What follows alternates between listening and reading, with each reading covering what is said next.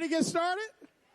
All right, give us just a few minutes and we will get rolling. Thank you again for being here at Norfolk State University.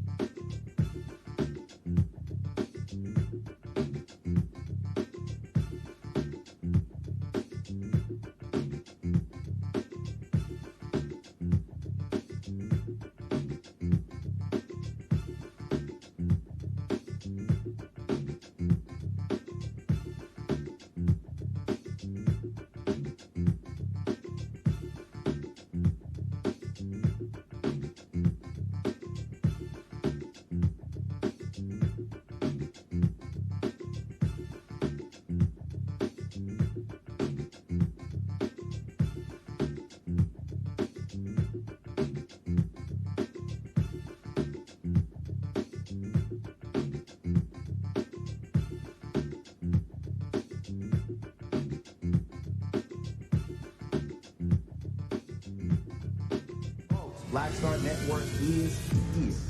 Hold no punch a real revolutionary right now. Support this man, Black media. He makes sure that our stories are told. Thank you for being the voice of Black America, Roland. I love y'all. All momentum we have now, we have to keep this going. The video looks phenomenal. See, this difference between Black Star Network and Black-owned media and something like CNN. You can't be Black-owned media and be scared. It's time to be smart. Bring your eyeballs home. You dig?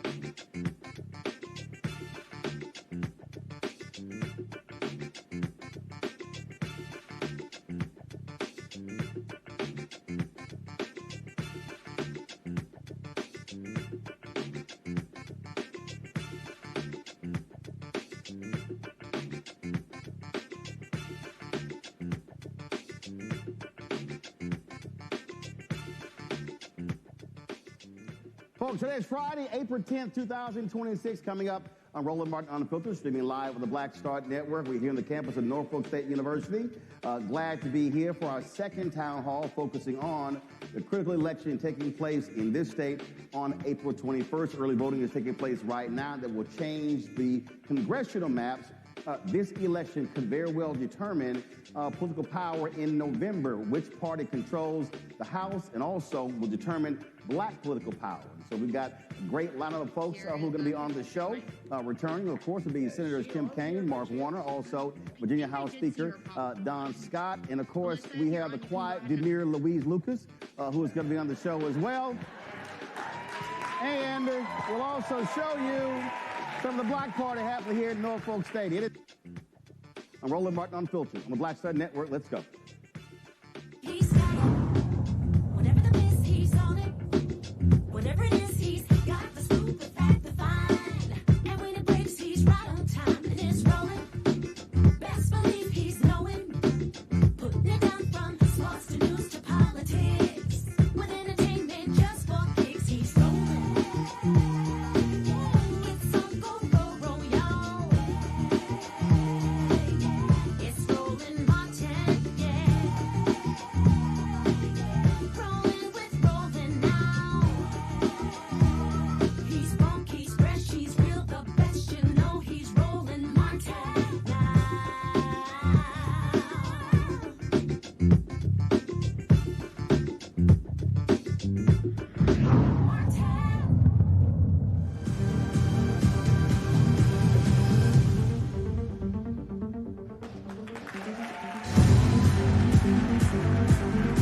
Folks, we're live on the campus of Norfolk State University for our second town hall.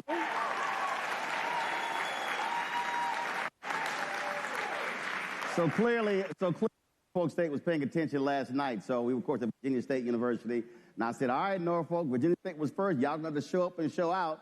And so y'all definitely have done that. Glad to see everybody here in the house. It has been quite a busy month.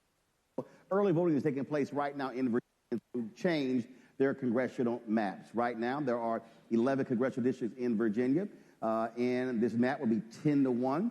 That very well could favor Democrats. Why is this being done? Because Donald Trump and Republicans have focused on having mid-decade gerrymandering. Now, normally what happens after the census is taken, legislatures across the country will redraw their congressional maps the following year. Last time this happened in Virginia was in 2021. But Republicans moved forward to change the maps in the middle of the decade. It first started in 2003 in my home state of Texas, when Tom DeLay forced a change of the map that wiped out white Democrats in the state.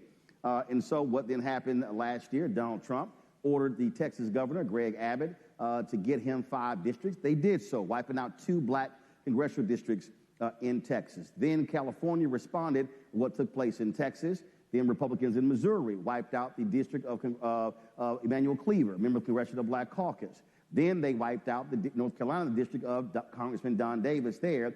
as well. And remember, in 2022, Florida Governor Ron DeSantis wiped out a black district in northern Florida, and the Supreme Court in Florida reaffirmed him actually doing that. He did that over the objection of the Republican legislature. And so this would temporarily allow Democrat-led legislature to change the maps in order to, as they say, have fair representation. Now, folks who oppose have been yelling, screaming, and hollering. You see them on social media. I've been going back and forth with several of them saying how gross and unfair this is. But none of them said it was gross and unfair when Texas did it, when Missouri did it, when North Carolina did it, when Florida did it. And then they were angry in Kansas when they chose not to do it, and Indiana when the state Senate voted not to do it as well. And so what folks have to recognize is that when you look at what we call reapportionment or redistricting, it has national implications. Whichever party gets 218 wins in November, they will control the House. Right now, Republicans control the House. That's why Louisiana's Mike Johnson is the Speaker. If Democrats win the House in November, it's likely they will elect New York Congressman Hakeem Jeffries to be the first black Speaker of the House in American history. As one of the things that we've also made perfectly clear is that the impact of what happens in November will have dramatic impact when it comes to African Americans. Now, right now, Democrats are in the minority. There are 4 black Republicans who are in the House. All of them either ran for other offices, so come November, there'll be no black Republicans unless they get elected in November. So when you look at black representation, it's on the Democratic side. You have 6 to 7 African Americans who will be chairing committees. One of them will be talking as well is Congressman Bobby Scott of Virginia.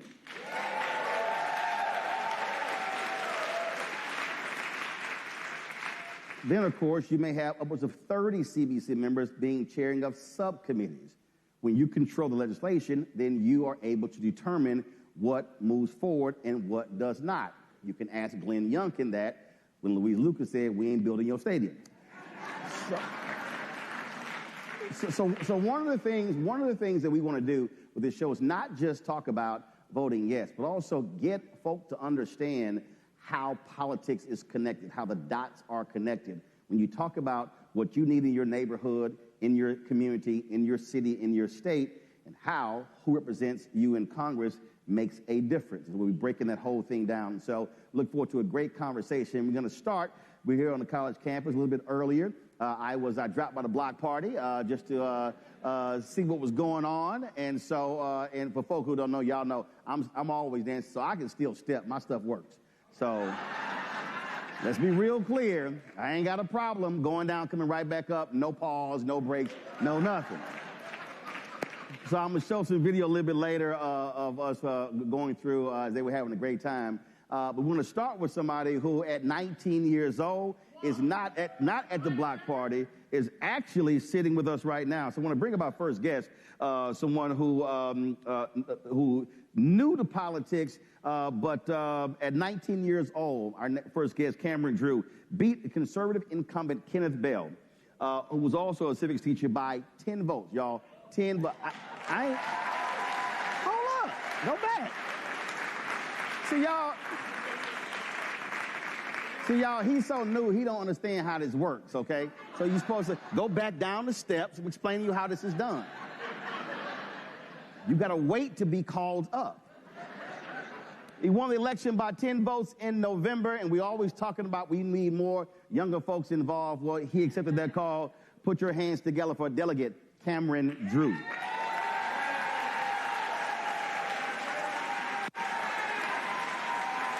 Grab the mic. Appreciate it. Grab the mic. There you go. See, you got to get the right walk up, Doc. All right. First and foremost, why'd you decide to run? I mean, what you doing right now? Are you at a job? You in school? Yes, sir. Are we on? Are we testing? Yes, sir. But I first got to thank you for one being here, but also for all you do for inspiring us young black boys and girls. I mean, you're a true inspiration. Yes, you showed me that we can own, we can dream, and we can do many, many bigger things. But I also have to correct you. I'm actually not a delegate, not yet. Okay. I'm Supervisor Cameron Drift. Supervisor Cameron Yes, Drift. sir. All right, well, they ain't had that right in the script, but it's all good. You elected to something. So first and foremost, why did you decide to run? Yes, sir. I decided to run because I knew within my county there was a large age gap within my county. Our median age range within our county was 50.7. That told me our youth was not staying within our county. And part of seeing that was because our youth didn't always feel that they were represented, they had a voice, or their ideas were always heard. So I sought out to step up to show our youth that they didn't sometimes have someone advocating for them. They always had someone advocating for them. Now, the folk tell you must be out your mind thinking you're going to sit here and run and win. Oh, yes, most definitely. I know there's people who insulted me. There's people who comment on Facebook and be like, why is this 19-year-old running for office? He don't even know how to write a check. And I'm sorry I don't have my... First of all, none of us use checks.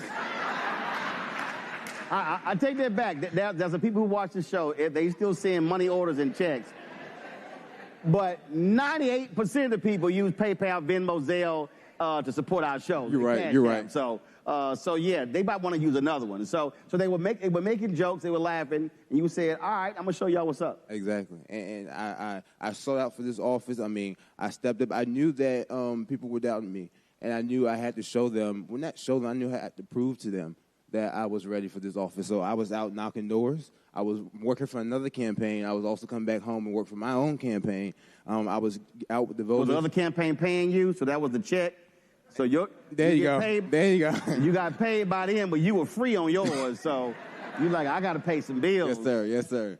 But I was coming back home to community events. I was in my homecoming parade. I was just letting people know that I was serious about this. That I am 19, but that I was a 19-year-old who was ready to make change within our county. Still in school? Yes, sir. Where? Go to Virginia Peninsula Community College. All right.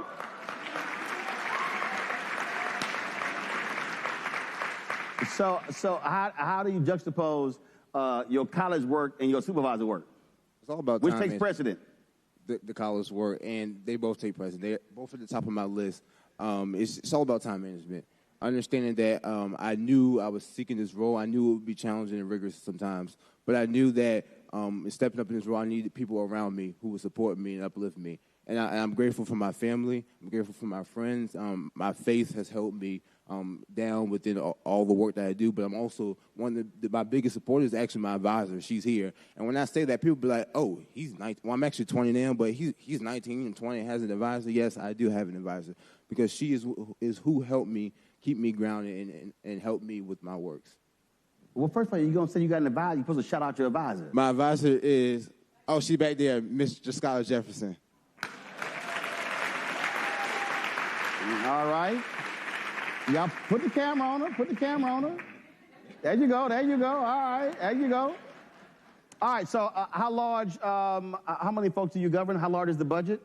So our budget is about $62 million.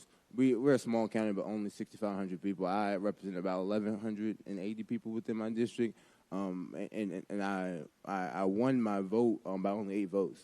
I think that's truly important. Not only that, yes, I beat my high school government teacher who taught me a lot about government. Yeah, that's important. But hold on, stop, wait a minute, hold on. The person you beat was your high school government teacher? Yes.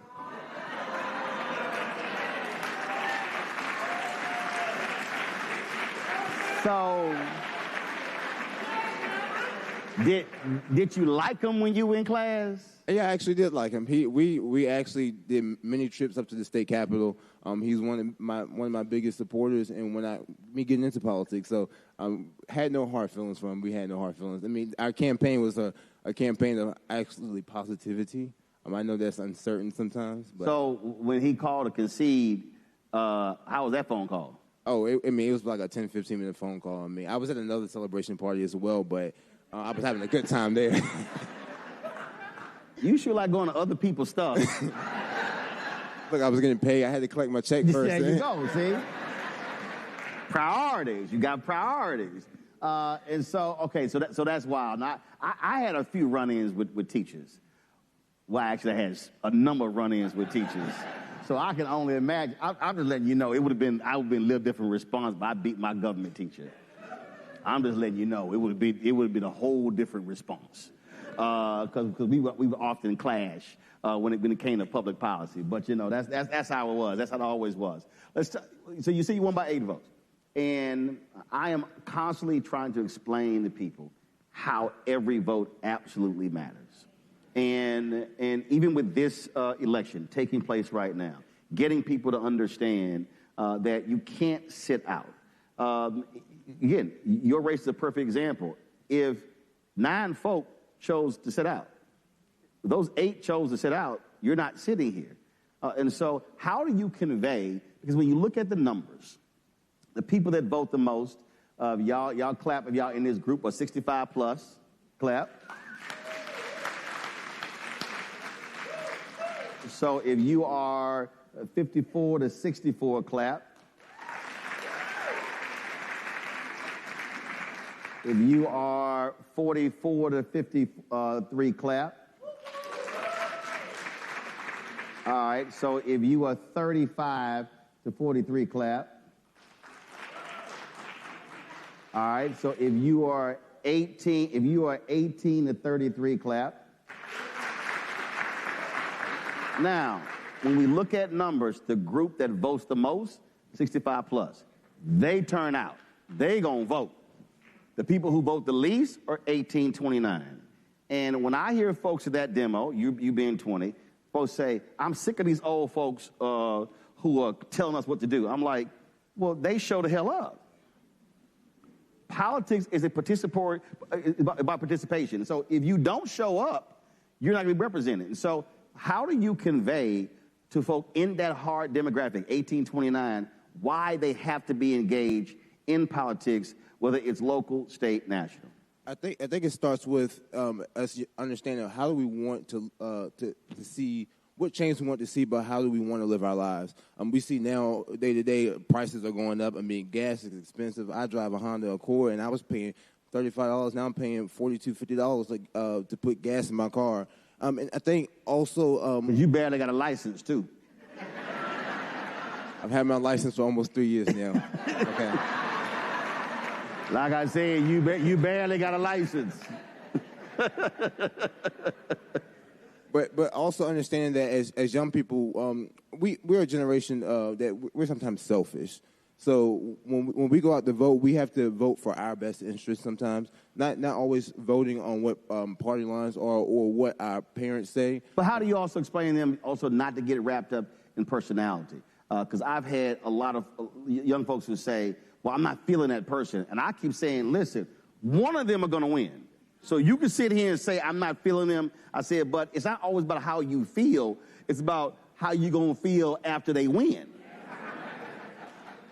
Yeah, and I think it's just them understanding that, I mean, it's like you said, it's not about how you feel. It's about what they intend to do. And sometimes you got to look past the feelings and what they say on the outside and look what they plan to do on the inside with their policies. I mean, I think that's truly important and important for us young people to understand that it's not always about how we feel and how we expect our electeds to do. We must hold them accountable, and we must ensure that when they get in office, no matter how we feel, how they feel, that they are doing the work that they promised that they would do. Last question for this election here. How have you been communicating and traveling and talking about how folks should vote in this election? Yes, sir. So I've actually been door knocking. You see, door knocking don't stop, even when you become elected. I thoroughly enjoy it. I actually be door knocking all next week, telling people that, hey, you need to get out and vote, not just on April 21st. We need to vote early. And I mean, if I encounter some people that's going to vote, no, I may tell them, hey, you go vote April 22nd and see what you're going to get. You may not get nothing, but, hey, at least you tried to vote. All right, April 22nd going to be a little too late. Exactly. All right, then. Well, Cameron Drew, Supervisor Cameron Drew, we certainly appreciate it. Good luck in school. First of all, when you going to finish? I'll be done in May, actually, and I'm headed over to my 4th year. And what's that going to be? Virginia State University. Okay. And you'll be, look, he's back to Howard, Hale State.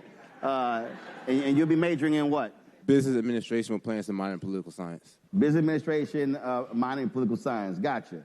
You plan on pledging? That's the only answer. Yes, sir. Just letting you know that's the only answer. All right. So if you plan on that, you can put your little mega hand down. And, you know his grade point average is too high to pledge Omega.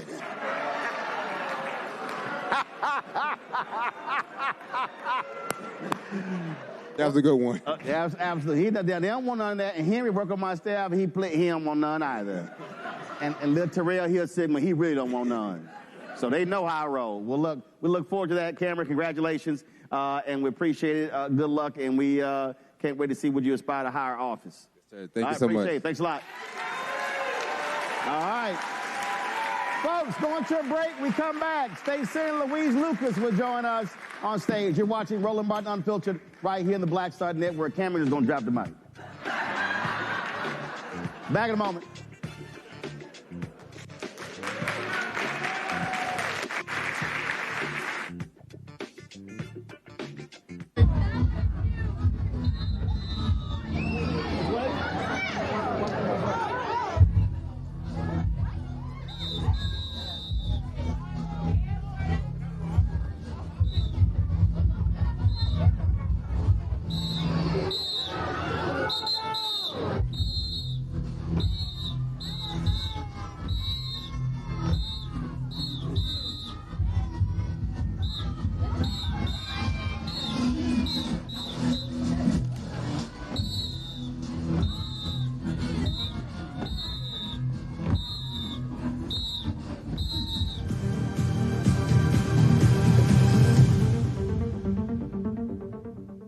Why does it feel like we're going backward? Voting rights under attack, schools stripped of funding, Black history erased. This is the Trump MAGA agenda. They want to take us back. They are redrawing congressional lines in states across the country, deciding who gets power and who gets silenced. We see what this is, a power grab. Virginians won't be fooled. Show up, vote, take back our power. It's a temporary measure that gives the people, not politicians, the final say. Vote yes by April 21st. This is Bill Duke, and you're watching the Black Star Network.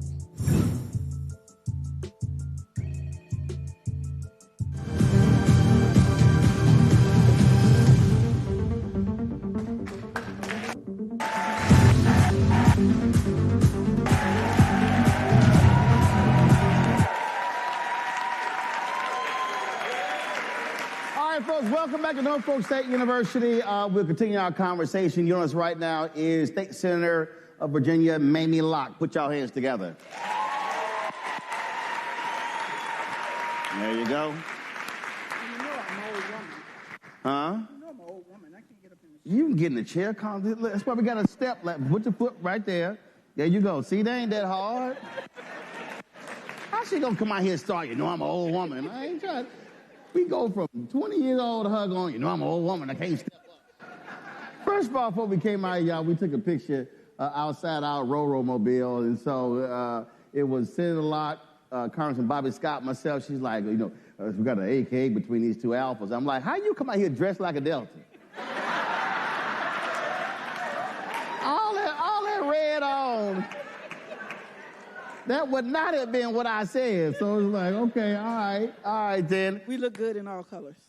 Oh, hold on, that's what we say. I always keep telling y'all it's Alpha and Divine 8, but I'm just saying. All right, let's talk about. I want to talk about power and when you're in the majority, how when you have power, how you have to use power.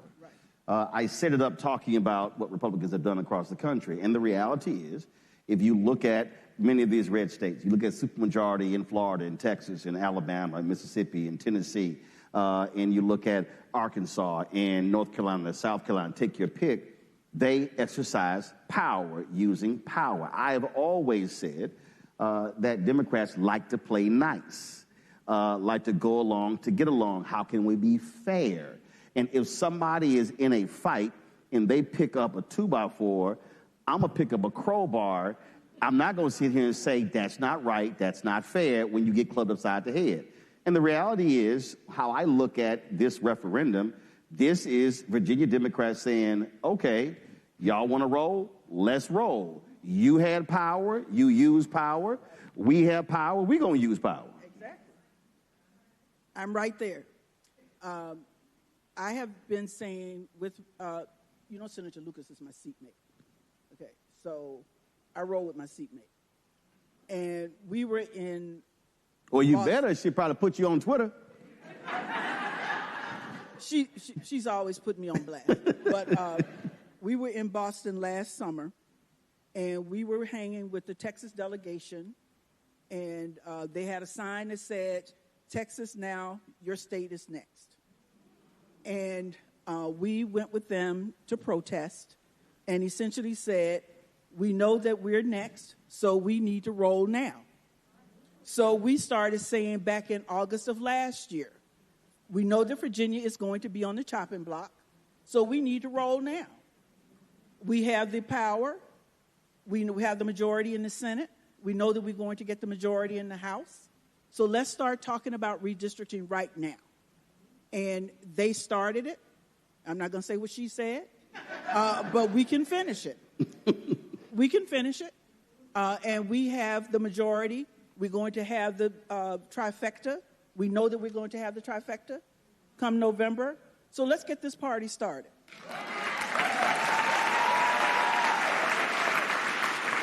So for folks who are watching and listening who don't know, just give folks a sense of what having the trifecta, what you've already accomplished in a short period of time. There were several pieces of legislation that we have been putting in year after year after year since 2021, 22 that have been vetoed by the previous governor, Youngkin. And so we knew that by having that trifecta, having a majority in the House, having a majority in the Senate, that we could now get this legislation done. Minimum wage. We passed that.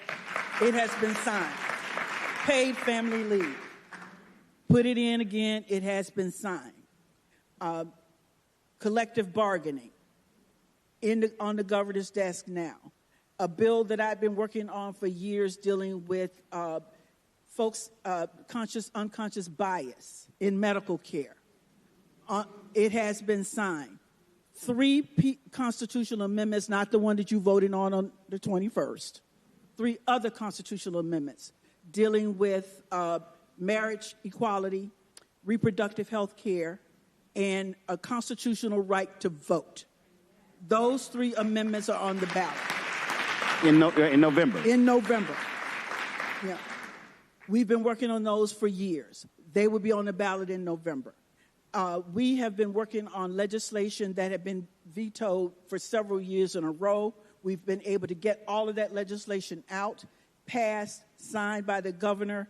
So dealing with all kinds of issues with, he pulled us out of Reggie, which deals with environmental issues. We got us back in with that. So we've done a lot in this last session alone.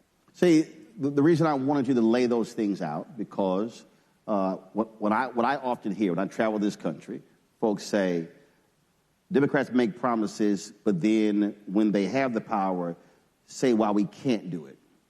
Then when you watch the twice impeached, criminally convicted felon in chief, I don't call him president. That's forbidden even on my show. You can't put that in the script. Right. He gets in, and there's no such thing as a line. He will do whatever he wants to do. But that is called, it's abuse of power, but it's also the exercise of power. Right. And when people say, I'm checking out, it's because they say, wait a minute, I voted for you, but you still didn't do it. Mm-hmm. And that's why it's important to lay those things out, because that's called delivering on what folks said we're going to do. If you give us the power, we're going to do this. So you're actually delivering on, by giving us the power, we actually did it. Yes, we said we were running on affordability. We made those promises, and we kept those promises. And as you mentioned, the convicted felon, one of the things that was said on the constitutional amendment about restoration of rights was I was accused of allowing people to vote who had not paid their fines and fees. And I said, well, as far as I'm concerned, that's a poll tax on individuals. I said, and how are you going to come at me on talking about individuals who are convicted felons, paid their debts to society, getting out of jail when you got a convicted felon sitting in the White House?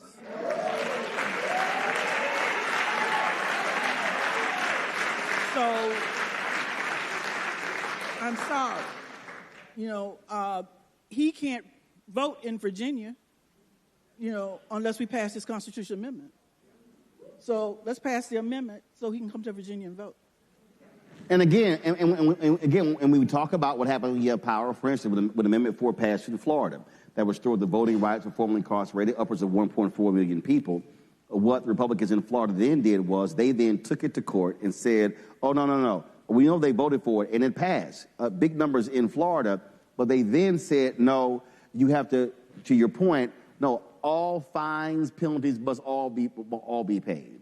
And then the Florida Supreme Court, appointed by Republican governors, affirmed what they actually had to say. So that was their way of still trying to stop those folks from being able to vote. Now, folks like the Florida Rights Restoration Coalition raising money to pay many of those fines off. But those are the ways that Republicans in this country, in numerous states, have tried to deny people the right to vote by coming up with every possible way to prevent them from voting, whether we're talking about formerly incarcerated, whether we're talking about banning ballot drop boxes, whether we're talking about ending or curtailing early voting, Sunday voting, you name it. And the same thing, we still see it happening. And if you do not use the law and to change those laws, then we're going to see exactly what's going on. Which is also why many states are calling for a state voting rights act. Which we have. Explain for people, again, who don't understand that. Yeah, Virginia actually passed a voting rights act for the Commonwealth of Virginia back in 2021, I believe, or 2020, when we had a trifecta before. Because we kind of saw some stuff coming. There had already been an erosion of the Voting Rights Act with eliminating Section 5. And we saw some other stuff coming from the Supreme Court that is controlled by Donald Trump. So since we saw that coming, we needed our own Voting Rights Act, so we passed our own Voting Rights Act that protects the rights of voters. Absolutely. Last question I have for you. We have some really destructive mailers that are going out using KKK themes, and they're trying to steal our right to vote. It's meant to sow seeds of confusion. And a lot of older voters are, hey, you know, what's going on? What does this mean? Talk about why everybody has to be fully engaged in talking to as many folks as possible to explain to them the difference. Because what they also are doing is, first of all, we were the blackface dude who was over the initiative. I guess he used to be in the House of Delegates, I guess so. Yes. He initially said yes to coming on my show. Then I think he realized what he said yes to. And called back and was like, no, I can't do that. He did the right thing. Yeah. Look, he can come on. I'll be happy to ask him a few questions. But what they're doing is they are purposely trying to use the images of KKK, denying folks the right to vote, to get them to vote no against this referendum. Correct. Speak to that. Okay, so when those flyers first started coming out, I have to give our community credit. A lot of people started calling around saying, what is this? And asking the right questions before they actually voted so that it could be explained. And I have to give our pastors credit. They allowed us to come into the churches to start speaking about those flyers. So I actually would take the flyer with me into the church and would hold up that flyer against the real flyer and said, you've always heard about fake news. This is fake news. Okay, and what do you do with fake news? You rip it and you throw it in the trash. You know, and I said, and it has President Obama's picture on it. Okay, now help me understand, in what world does Barack Obama come on television in an ad and tell you to vote yes. Then he sends you a mailer and tells you to vote no. Okay, now, what kind of black sense does that make? That don't make black sense, white sense. That don't make no kind of sense. You know, Barack is not telling you to vote no. He is telling you to vote yes because this is making sense, to vote yes, to level the playing field, and to make sure that you have people sitting in Congress like Robert C. Bobby Scott, who's my congressman, and making decisions that are meaningful for you. That these folks are not making decisions that are helpful to you as a citizen. All right, then. Y'all put your hands together with Senator Mamie Locke. Thank you. So appreciate it. Gonna help you on down here before you start telling me I'm an old woman, I can't get off this chair. Next up, y'all, let's bring up our next guest, Senator Tim Kaine.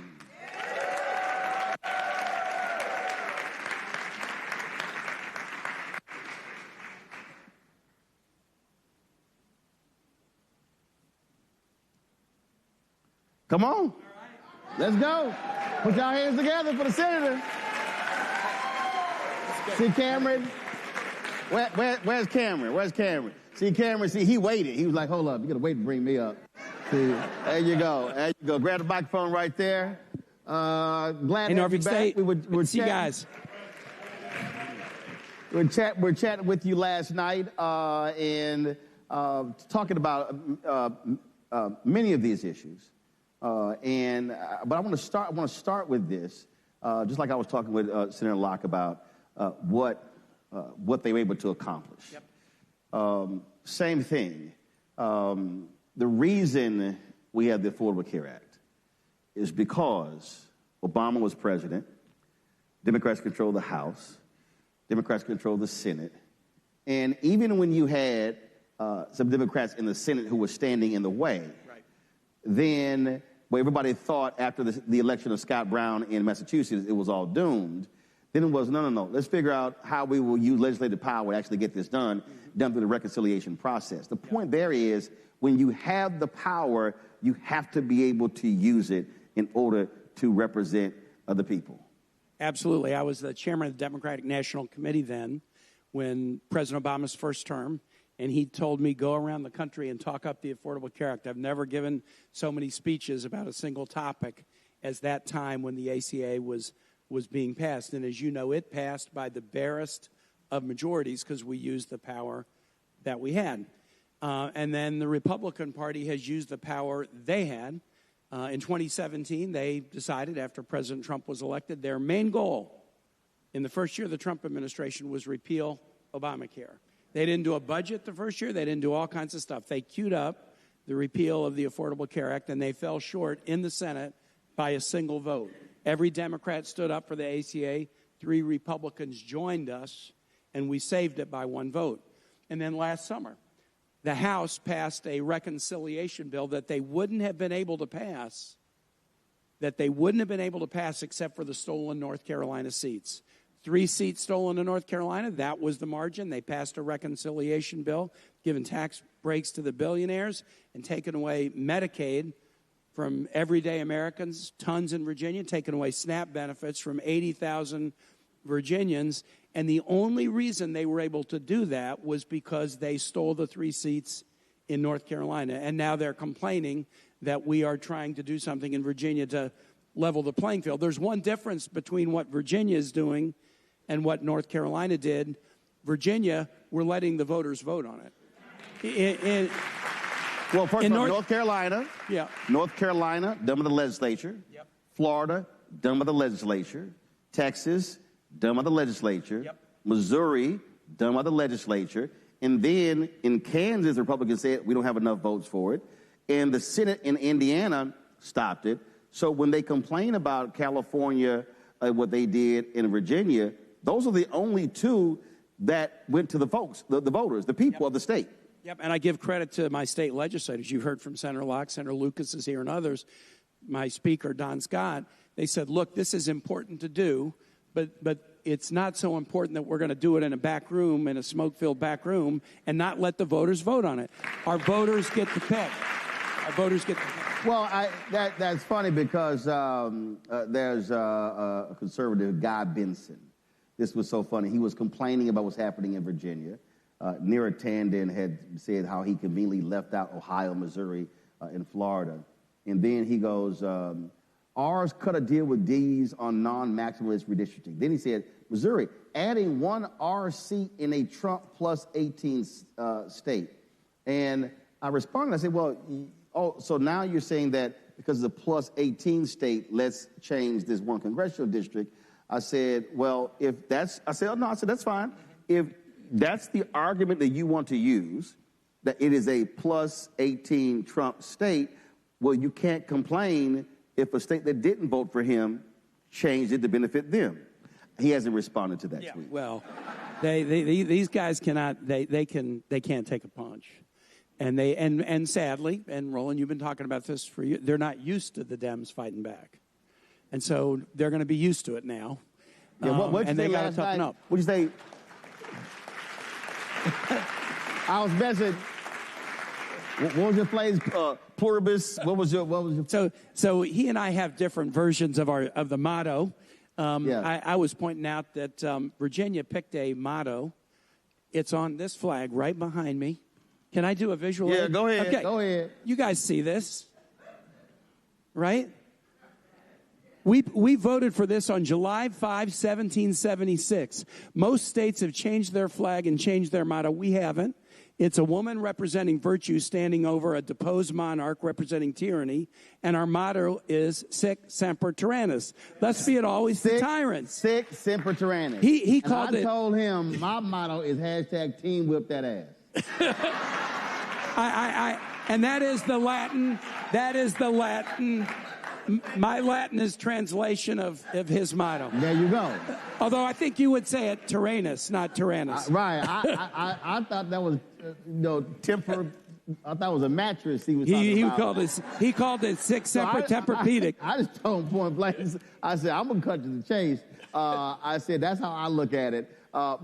Because, well, again, we laugh about it, we joke about it, but I really need people to understand that what we are witnessing right now in this country is something that this generation of Americans has never witnessed. Yep. We talk about Nixon being corrupt. Nixon looks like a choir boy. Yeah. Boy Scout. Compared to what's happening with Donald Trump. And we've never had, and this is where they love talking about the founders, and how the founders put in, and I remember Vice President Kamala Harris talking about this here, President Biden, they kept talking about guardrails. Mm-hmm. But the guardrails were, you would even have a party of that particular, of that person, who would say, no, that's enough. Yep. What we have now literally is a party that says, do whatever you want, we're scared to death of you, and we're going to let you run amok. And you simply cannot allow that to continue and not fight back with everything that you have. Just one example, right here in Hampton Roads. I mean, this is like the center of the American Navy. We got all these folks who have family in the military deployed on the Ford that is now setting all the records for the extended deployment. They were supposed to be home for Christmas. They got steamed to the Venezuela, then steamed over to the Middle East. And you have a president who's waging war, hadn't even come to Congress for a vote. No congressional authorization, no support from allies, no support from the American public, no plan, no rationale. 13 troops lost already, including Virginians, hundreds injured. And Abraham Lincoln was once asked when he was in Congress, hey, why did the founders say you can't go to war without Congress? And he wrote a letter back to the guy that wrote him, and he said, the Constitution set it up that way because the most kingly of all oppressions is to take a country to war without seeking the approval of the legislative branch. Kings do this all the time, and they impoverish and injure their people to change their minds or change the subject from something else. It is the most kingly of all oppressions. It's tyranny to allow a president to take us to war, especially an unwise war like this one, without having a debate and vote. And the reason he demanded that Texas get him 5 seats, because he said to his own party, if we do not keep the House, they're going to impeach me. And he's already set a record being impeached twice, does not want to be impeached a third time. And so this is what this election is about. It literally is about how do you put restraints as best that you can on the madness that is coming out of 1600 Pennsylvania Avenue. Right. It is about finally releasing the Epstein files. It is about forcing. I was glad to hear that the First Lady yesterday said that we should have a hearing with all the Epstein victims. I mean, I think that's one thing we should all get on board with. But here's the problem. By Republicans controlling the House and the Senate, they control whether you call the hearings. So if the House changes in November, come January, and if the Senate changes, now you then have the power. Senator Warner will be head of the Intelligence Committee. Senator Scott will be head of Education and Labor. And when you are when the majority, you now get to set the agenda. Right. Can I tell you, this should make everybody's blood boil. It makes my blood boil. Do you know what we haven't been allowed to have a hearing about yet? The war in Iran. I mean, we have been at war for 40-plus days, and there's not been a single public hearing about it in either house because the Republican chairs of the Armed Services Committees, they don't want to put the witnesses on stage in public and have them answer questions. So they bring us into the classified setting, and they give us classified information that we're not allowed to reveal. And so when I meet parents here in Hampton Roads and they want to ask about whether their kid will be deployed or what is the goal here or what is the plan, even when I know the answer, Roland, I am not allowed to answer the question because they will only give us this information in classified. As soon as the Democrats have a majority in either house, all of these things that they're trying to put a gag rule on, we can get out in the open.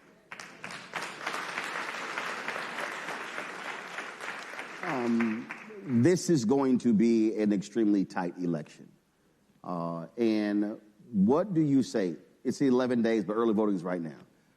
What do you say to someone who's listening, someone who is watching, one who's either already voted or who hasn't, what every person has to be doing to drive folk to vote yes when it comes to this referendum? What do you want them to do?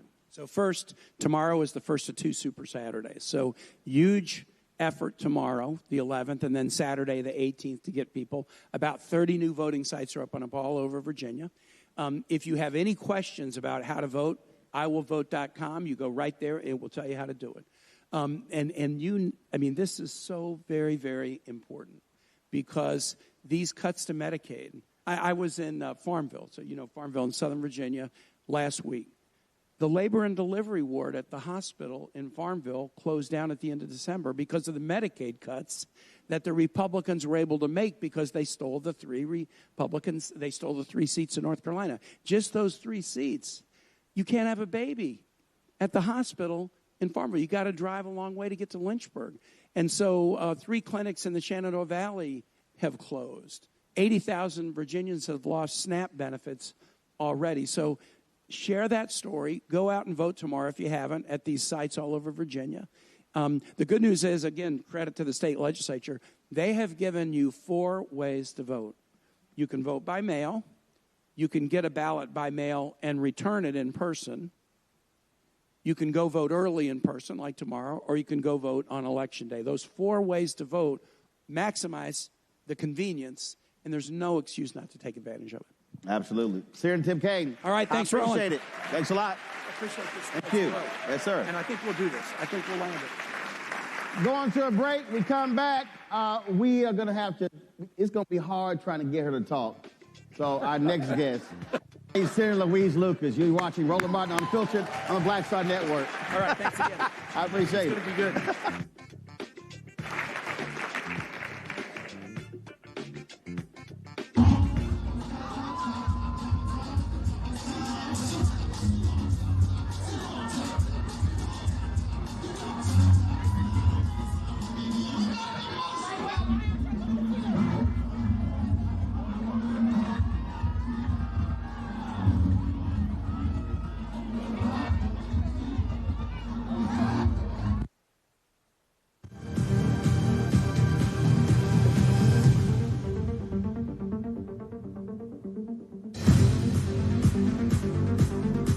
Virginia, we are counting on you. Republicans want to steal enough seats in Congress to rig the next election and wield unchecked power for 2 more years. But you can stop them by voting yes by April 21st. Help put our elections back on a level playing field and let voters decide, not politicians. This is the responsible thing to do.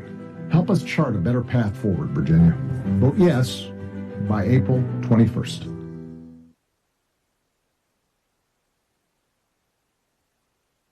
This is Bill Duke, and you're watching the Black Star Network.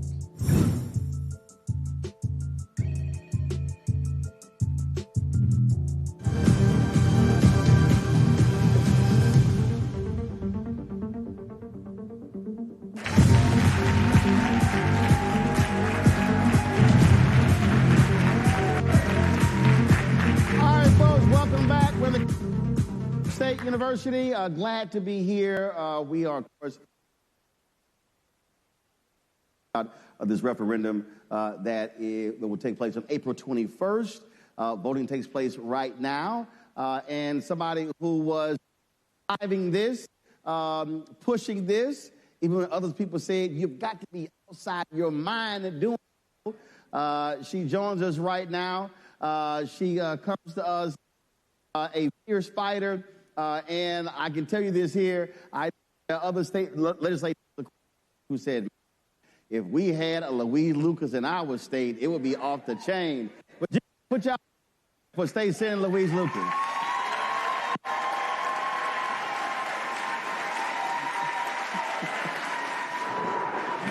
There you go. All right, hand your microphone here. I'm 10 years older than Senator Locke, but I didn't have any problem getting in this chair.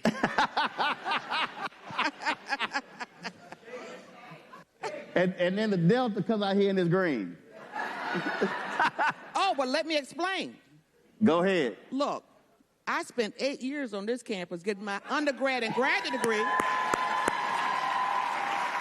So the green is for Norfolk State University. Behold! All right, let's go. See it? I thought you about to say you were because you're a Lynx. That too. John, please, listen. My wife a Delta and a Lynx. Y'all meet too much. Yeah, we do. Y'all meet. I told both y'all national presidents, y'all meet too much. and somebody said, Rose, why you work so hard? I said, easy to pay for all that Delta and Lynx stuff. Lord have mercy. Anytime my American Express ping, I'm like, I know what that's going to. Well, did you see I was down there sitting between 2 of my former governors, Tim Kaine and Mark Warner? They wanted me to make sure that I tell everybody, don't blame us for those maps. Louise drew those maps. Let's talk about it, because when you were champion 10-1, 10-1, 10-1, that was Democrats who were saying, Senator Lucas, we shouldn't be doing that. I mean, yeah, they were going at you. Well, look, you know what? And even though I'm telling you, we wouldn't have a stronger supporter of this map right now than Speaker Don Scott, but I was in Boston with Senator Locke when we went down to the State House when the Texas delegation had come to Boston because they needed to get away from Texas. And I was on TV, and Congressman Scott didn't call me, Speaker Don Scott called me and said, lady, what are you doing?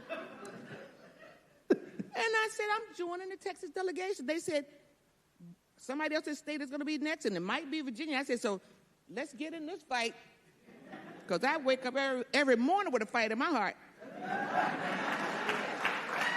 So you telling me the Speaker of the House of Virginia, who's from Texas,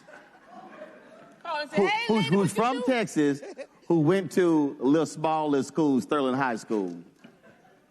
First of all, they claim to be the rival of my high school. He know they are not a rival of Jack Yates High School. He know better. So he said, what are you doing? He saw me on TV. He was in Boston, and he said, lady, what are you doing? And I said, I'm joining the fight. He said, but how do you know Virginia's going to be next? We don't have to be. They're coming forward, so we're going to just go in and start drawing our maps. And he was like, can you chill for a few days? And you said no. I told him yes. I chilled for 7 days about that. And on the 8th day, the sun came out. And when we got back to Virginia, the first thing I did was I took to Twitter. As a matter of fact, I didn't wait to get back to Virginia. I started in Boston. And I started talking about, okay, in order for us to try to level the playing field, the orange man has asked for 5 seats. And guess what? If we go back to Virginia and we go to a 10-1, hey, that's part of the battle won right there. And again, there were people who were saying, no, oh my God. Stop it, don't do it. I had people calling me and said, well, can we do 8-3? And I said, why are we going to spend the time, effort, energy, and all that damn money for an 8-3? Because I know you probably were like, really, I want 11-0. But you said, I'll give up 1. And then the next proposal was for a 9-2. And I said, that won't do either. And I held out for the 10-1. So I want to stay there because I spent a lot of time really trying to walk the audience through when you have power, how you use it. But this is also why when you elect someone, you want to elect someone who is going to be a fighter, who is going to be a fight. And if you do not have the power, then you can't do what you just described. Exactly. Then if you don't have the power when you're in the majority, then you can't hold out to get what you want. Let me tell you something. We have the kind of power in the Virginia legislature now that we are not likely to ever have again with Speaker Don Scott and with me as Chair of Finance and Appropriation and President Pro Tem, Luke Turian as Chair of House Appropriation. How long do you think it will take, if you look at just the line of succession, for us to line up like that again? So we have an inescapable responsibility to do all we can for as long as we can, for as long as we have this power. And again, I want to juxtapose that with what Republicans are doing in D.C. Project 2025 was all about if it lines up and then we control the Supreme Court, we control the House, we control the Senate and the White House, we can run the table. That's what that was. And they told everybody, this is what we're going to do if we actually win. And there are people who said, well, I don't think it's really going to happen. Now those same folks are saying, I can't believe it happened. I'm like, what the hell? They told you what they were going to do. It was right out in plain sight. And a lot of us did rallies and we did town halls. We did everything we could to try to get people to understand what Project 2025 was going to mean for them. And they listened, but I'm not sure they all understood it. But I tell you what, a lot of folks understand it now, which is the reason why you have an opportunity now to reverse some of this crap. I'm going to be cool here. I'm not going to use my shipyard language in here tonight. Okay, first of all, remember the show is Congressman Scott is sitting there on that front row looking at me. He gave me a very nice, can we applaud Senator Lucas? She didn't use any shipyard language tonight. I'll try to get through the night without doing it. You got to understand, first of all, I own this shit. So let me be real clear. That I don't have a boss. I'll tell you what. So the show's called Unfiltered for a reason. I'm unfiltered. No, really? No. I would have never said that. But I just want to say to you, we have an opportunity here in Virginia to set the tone for the nation. And that's the reason why each of us have gone out and we've done individual videos, we've done group videos, we put out mailers, and some of us are even putting out door knockers. We're doing signs and social media. We're doing everything we know to do to make sure people know not to guess, vote yes. Let's hear it. Don't guess, vote yes. I guess they got it. They got it. I guess they got it. And we want everybody to go and get somebody else and take them to the polls early. Well, see, that's the thing that Bishop William Barber and I were talking about this year. And what often happens when we talk about voting, we're talking about it in the macro. Man, if we could get everybody to turn out. I said, well, first of all, you can't just hope and wish and pray they turn out. You've got to put some work. You've got to organize and mobilize. And when I travel this country and people say, well, what can I do? I said, I'm not going to ask you to go start an organization. I'm not going to ask you to try to organize a town hall. I said, all I need for you to do is you as an individual to go ask 5 people. But then I want you to ask those 5 people to ask 5 people. Well, I can and then say those 5 to ask 5. Now, and what then happens is you now begin to see how it multiplies. Try to make it as narrow as possible and as simple as possible, because people just believe, well, I don't have any power. I can't do this here. I'm not known. I don't have a big name. I said, I guarantee you there are 5 people who you know, Absolutely. who you talk to in text on a regular basis, who you can talk to. And let me tell you something. Last night was a powerhouse.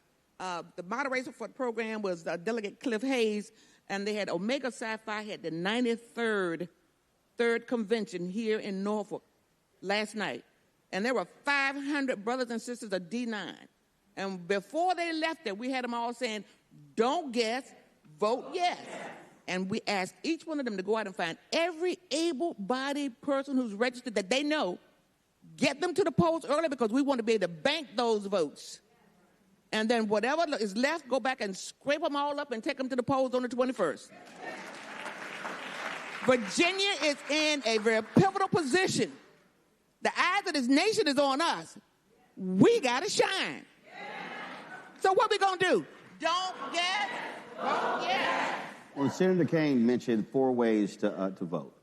And as you were walking through, you said every registered voter. Again, when you have electoral power, there are other states where they have same-day voter registration. Exactly. And that's another example of when you have the power, how you can actually make it easier for people to vote. Exactly. And that's one of those examples. But that can't happen unless you have the legislative authority to be able to do so. That is exactly right. And I think Senator Locke and everybody who's spoken already has told you about all of the ways that we have been able to vote, be able to provide for our voters to be able to get to the polls. I mean, and there's so much good stuff on the ballot this year. We've got those constitutional amendments. Look, if ever there was a time for people to feel energized, now is that time. And, you know, look, sitting between 2 of my former governors, they always said, and especially when it was their time to run, that this is the most critical election of our lifetime. But of course, it's always the most critical time when it's their election. But this is perhaps the most critical time in our lifetimes for us to go to the polls and vote, because you need to be voting as if your lives depend on it, because in some cases, it really is. You know, I'm sitting here now as a mother, as a grandmother, and as a great-grandmother. And I tell you what, I'm going to have these boots on the ground.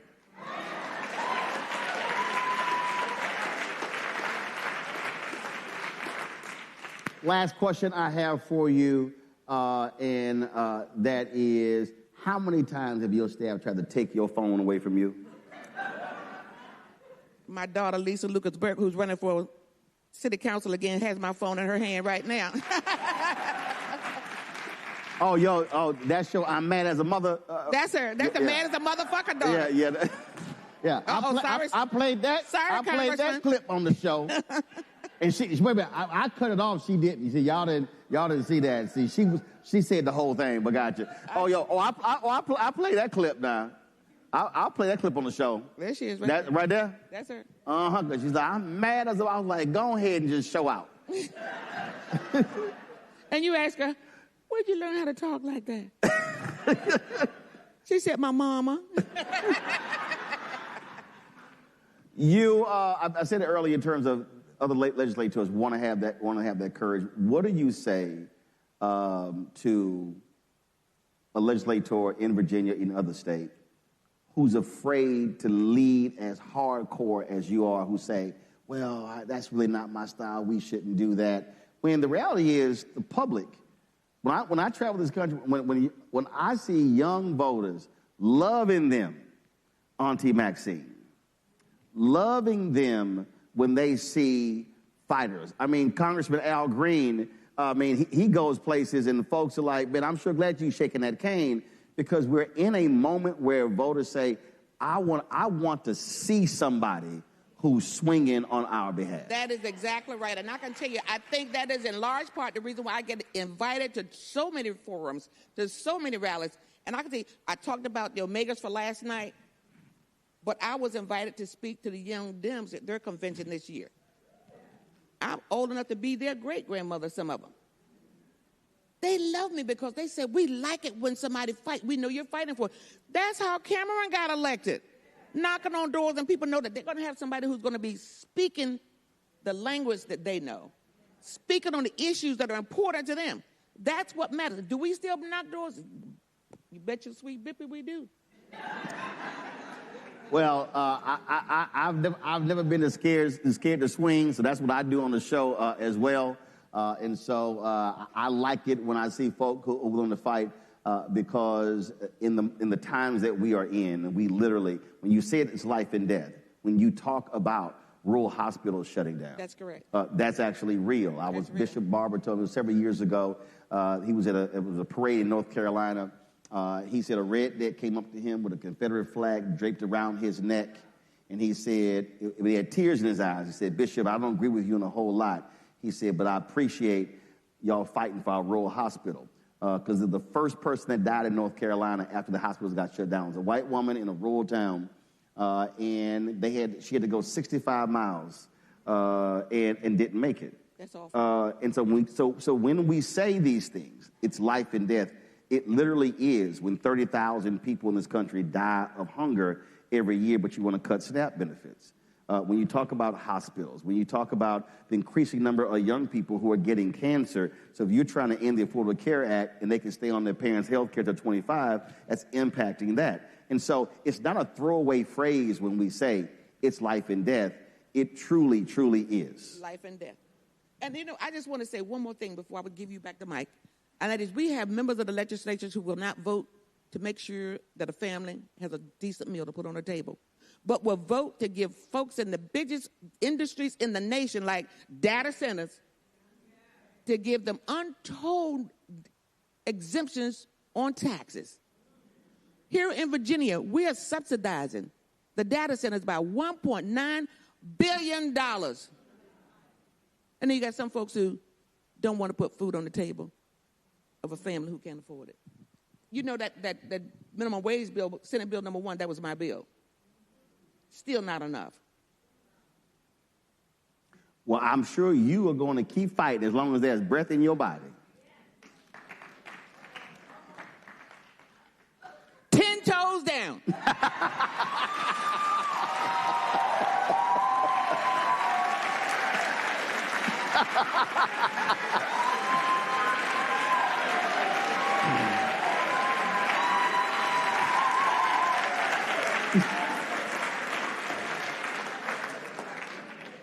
I am not going to call Senator Warner up. We're going to take a break. And then we're going to come back. You're watching Roland Martin Unfiltered, the Black Star Network, live from Norfolk State University. Back in a moment.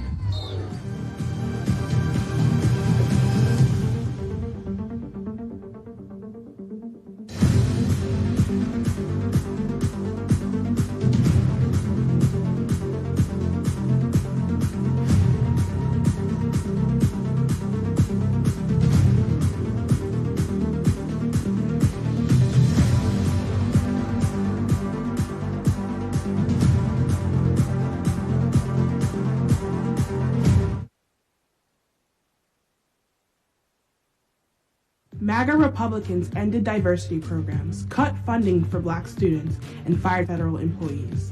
And they won't stop there. Now, they've redrawn congressional maps so that they can rig the November elections.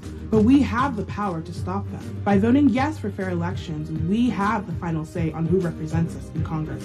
This is a temporary measure to restore fairness. They are not backing down, and neither can we. Make a plan to vote by April 21st and vote yes for fair elections.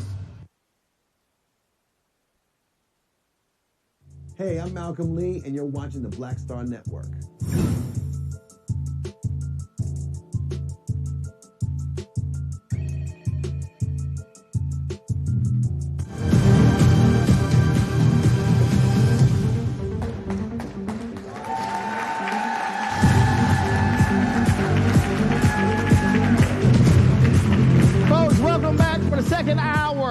town hall here at Norfolk State University. We're walking you through this referendum, this redistricting election here in Virginia that takes place on April 21st. Early voting is happening right now. And not just simply saying vote yes, but walking you through the implications of what happens when you have power, how you use it, how you can be impacted by what's happening in the state, but also what's happening in this country. Our next guest knows this well, spent time as governor in this state, from Virginia. Put your hands together for Senator Mark Warner.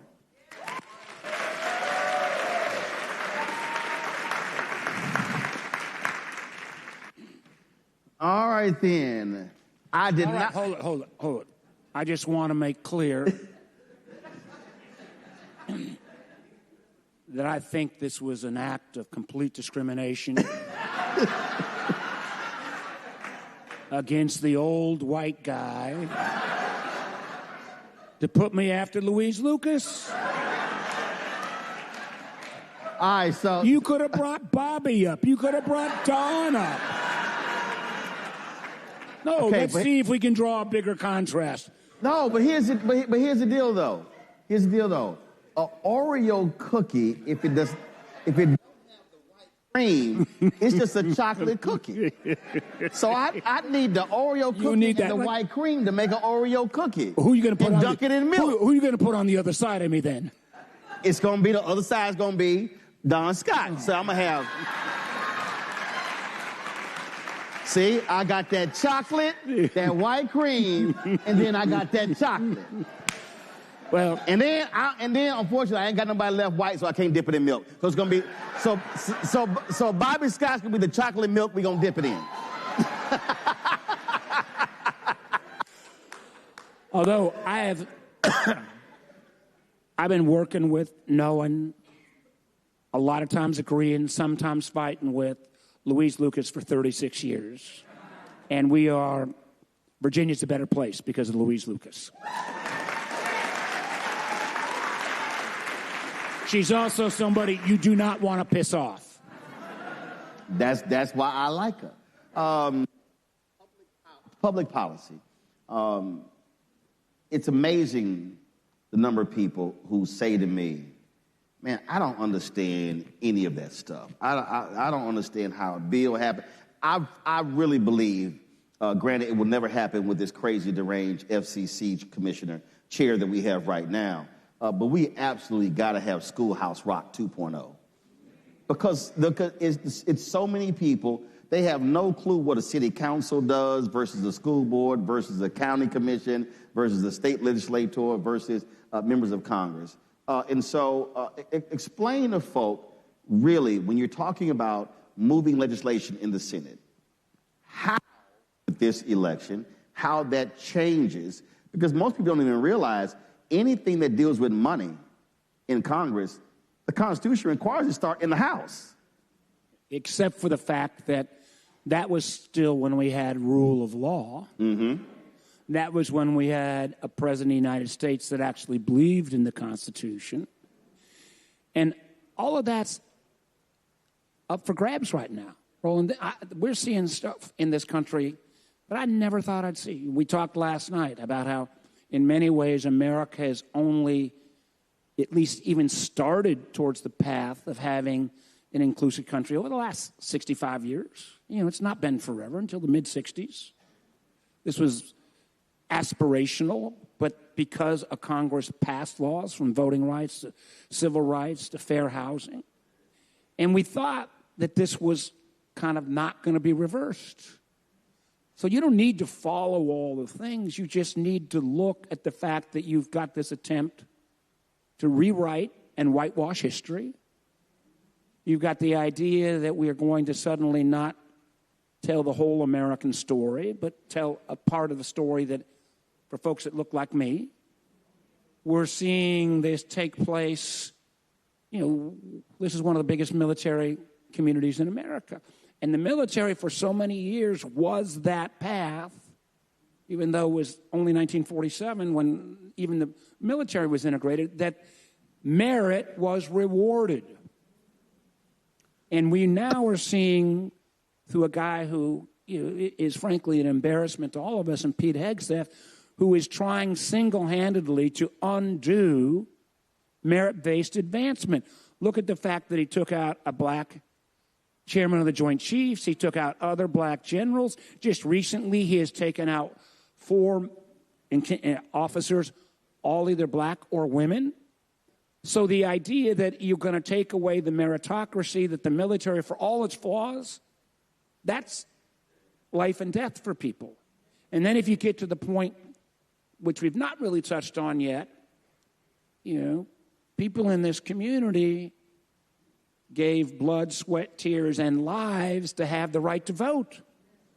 Do not pretend for a moment that this so-called, which we stopped, Save America Act, and Bobby will speak to it as well, this wasn't about voter ID. This was about trying to disenfranchise people. So the idea would be, and get this executive order that Trump luckily won't go through, but put out the other day, said he wanted the voter files from every state to go in and get scrubbed. It gets scrubbed. Guess who's getting scrubbed off the list? And if we don't stop that, and this is the thing, I see that. I see the corruption of our intelligence community. I was chair of the Intel Committee. I'm vice chair now. I see you taking away meritocracy from our military. If you take away people's right to vote, if you will see, and I am up to my eyeballs on this one, this president, I believe, and his, or at least people in his administration, are going to try to interfere in our elections this year. Because if we don't turn out and vote in major ways, so there is no question about what the people of Virginia, where they stand, and we have one corrupted election, I don't know if we ever go back. And if we don't, even if we win, if we don't win and then make sure we have a House of Representatives where Bobby Scott will return as chair of the Education and Labor Committee.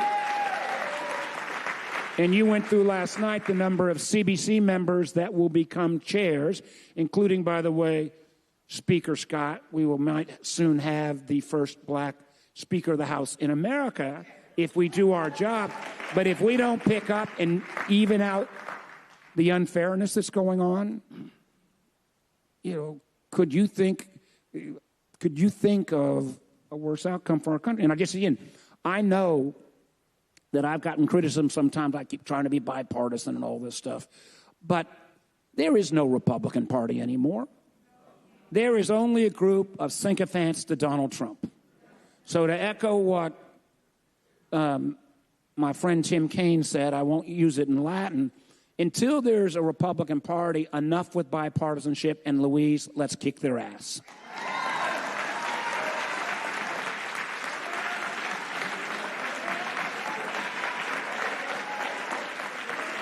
Come on. Come on. Come on. Come on.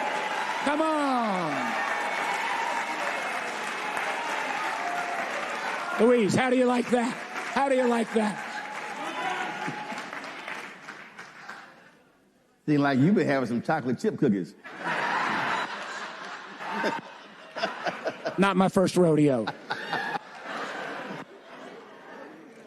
When you talk about how these things have changed, you take the Voting Rights Act. That was a time when that was a unanimous vote. That was a time where overwhelming number of Republicans voted for it. And now all of a sudden, the effort to actually get rid of it. And that's the thing I think people have to understand, what has changed and how this has changed. You're not dealing with the old Republican Party. I thought that was a mistake of Hillary Clinton in 2016 and Joe Biden in 2020 when they kept saying that the old Republican Party is going to return back. No, that ain't happening. MAGA, Tea Party, that is today's Republican Party. What we are seeing, look, my book over there calls White Fear, How the Browning of America is Making White Folks Lose Their Minds. And the reason that photo in that book, it's the outstretched hands of a white man in front of the Capitol on January 6th.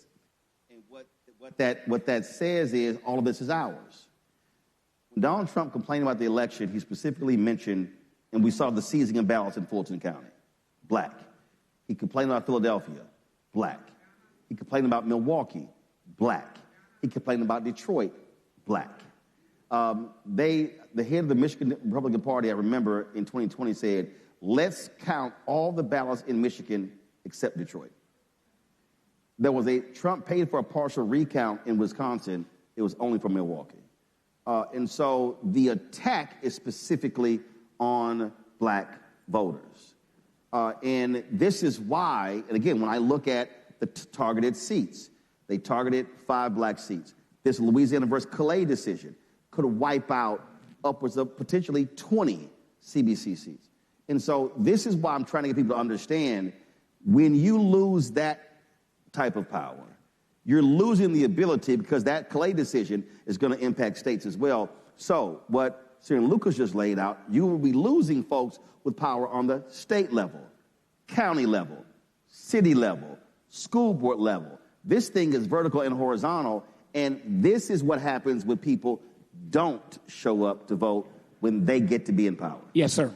Yes, sir. And that, again, Louise mentioned this, but the fact that the one thing I was kind of offended at, Louise, you mentioned a black Speaker of the House. You mentioned a black chairman of the Appropriations Committee. You mentioned a black chairman of the Senate Finance Committee. I would have thought you would have had the respect to mention a black chair of the Democratic caucus in the Senate who's sitting right next to you.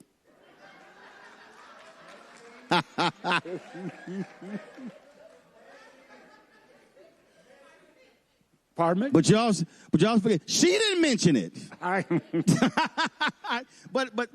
the point there, that doesn't happen without the Voting Rights Act. And remember, for so many years, the Voting Rights Act renewal was kind of a no-brainer. It was only in the last 20 years when they went after Section 2, they've gone after all of the enforcement. No, Section 2, Section 4, right. All of that, because the 2008 election is really what set everything off. That was the first time in American history that a higher percentage of black people voted than white Americans. And when Chief Justice John Roberts said, we look at the turnout, so we don't need this anymore. No, fool. That's why there was such a turnout, because you had pre-clearance. You had those different things. And so that's the case. And so one of the reasons why we could not get the John Lewis bill was passed in the House, couldn't get it through the Senate. And again, that's where having the power then determines the ability to be able to get those things passed. What do you say, final comment, what do you say to the person, again, who's watching, listening, or who knows someone who says, man, I hear this, but I'm sorry, none of this stuff really has an impact on my life? What I'd say is we're sitting in one of the great universities, not only in Virginia and America, a great HBCU. You want funding completely cut off to HBCUs? Don't vote. You want to say you want to decide to vote, maybe not this year, but I'm going to wait a year or two. Well, you allow these voter files to get screened, you may not be on that voter file. You want to have an opportunity where in this country we actually make sure the military is meritocracy-based, and that actually as everybody in this country ought to get a fair shot and access to capital. We talked last night about community development financial institutions, CDFIs. Not a big thing, but it's a way to get access to capital to underserved communities. Gone if we don't vote. That was billions of dollars. Billions of dollars. So whether it is about your own life, whether it's about that great desire we all have as Americans to get rich, you want all these things taken away, that is all up for grabs right now. So everybody's all, and as you've all said, we didn't do this, well, Louise did some of behind closed doors, but at the end of the day, she doesn't decide. I don't decide. You decide. You decide. And if it doesn't work out, then we know where we got to look in the mirror. Because if we turn out, we will win this thing. And then we will take that 10-1. And we will need to have a senior United States Senator carry that ticket at a margin bigger than last year. So those marginal seats we can pick up on. Just trying to do my job. Listen, at the end of the day, I always say this here. People love to complain, love to say what we need, what we don't have. And my position always is vote or shut the hell up. Simple as that. Senator Mark Warner, I appreciate it. Good luck in re-election. Good luck in re-election. He's got lots more to do. We're going to come back, talk to House Speaker Don Scott. Back in a moment.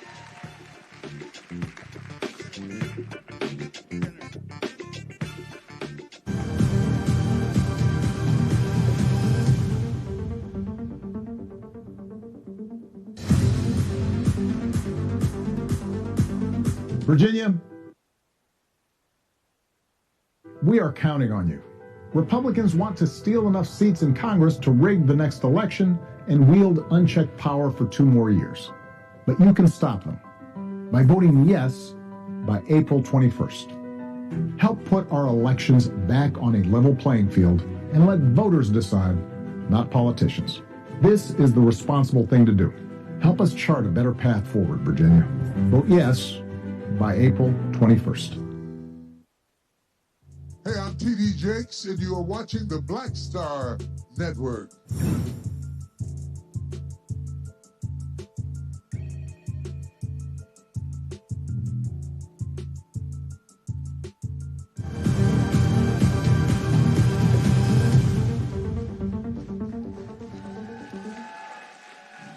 All right, folks, welcome back to Norfolk State University. We have been having a great conversation. Do me a favor, let folks know if they're not here. Of course, obviously, we stream this. We're streaming on our YouTube channel, our Black Star Network app, also our Facebook page. And when this is over, as soon as this is over, it immediately saves. You should share this. You should be texting this out for the folks because, again, the great information and insights that are happening here, you're not hearing elsewhere. And so that's why it's critically important. That's why we're glad to be here to share this information. Coming up right now, folks, someone who is really taking this state by storm. Y'all had to have a Texan come in and handle some business. What? Look, hey, that's where you're from. I ain't hating, I'm stating. Or as we say, don't hate, congratulate. I might let you celebrate. He's a product of that little blue and white Sterling High School. Graduate of Texas A&M University. He plays the mighty Pi O chapter, Pi Omicron, at Texas A&M, same as I did. Put y'all hands together for the first black Speaker of the House in Virginia, Don Scott.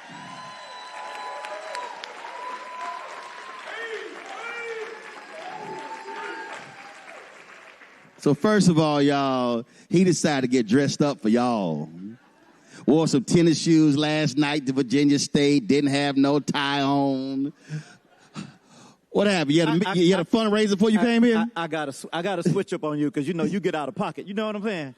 So what he didn't tell y'all about the little school in 3rd Ward that he went to, he followed behind me. Did you say Lil? He followed behind me and went to Texas A&M University. Because your ass older than me.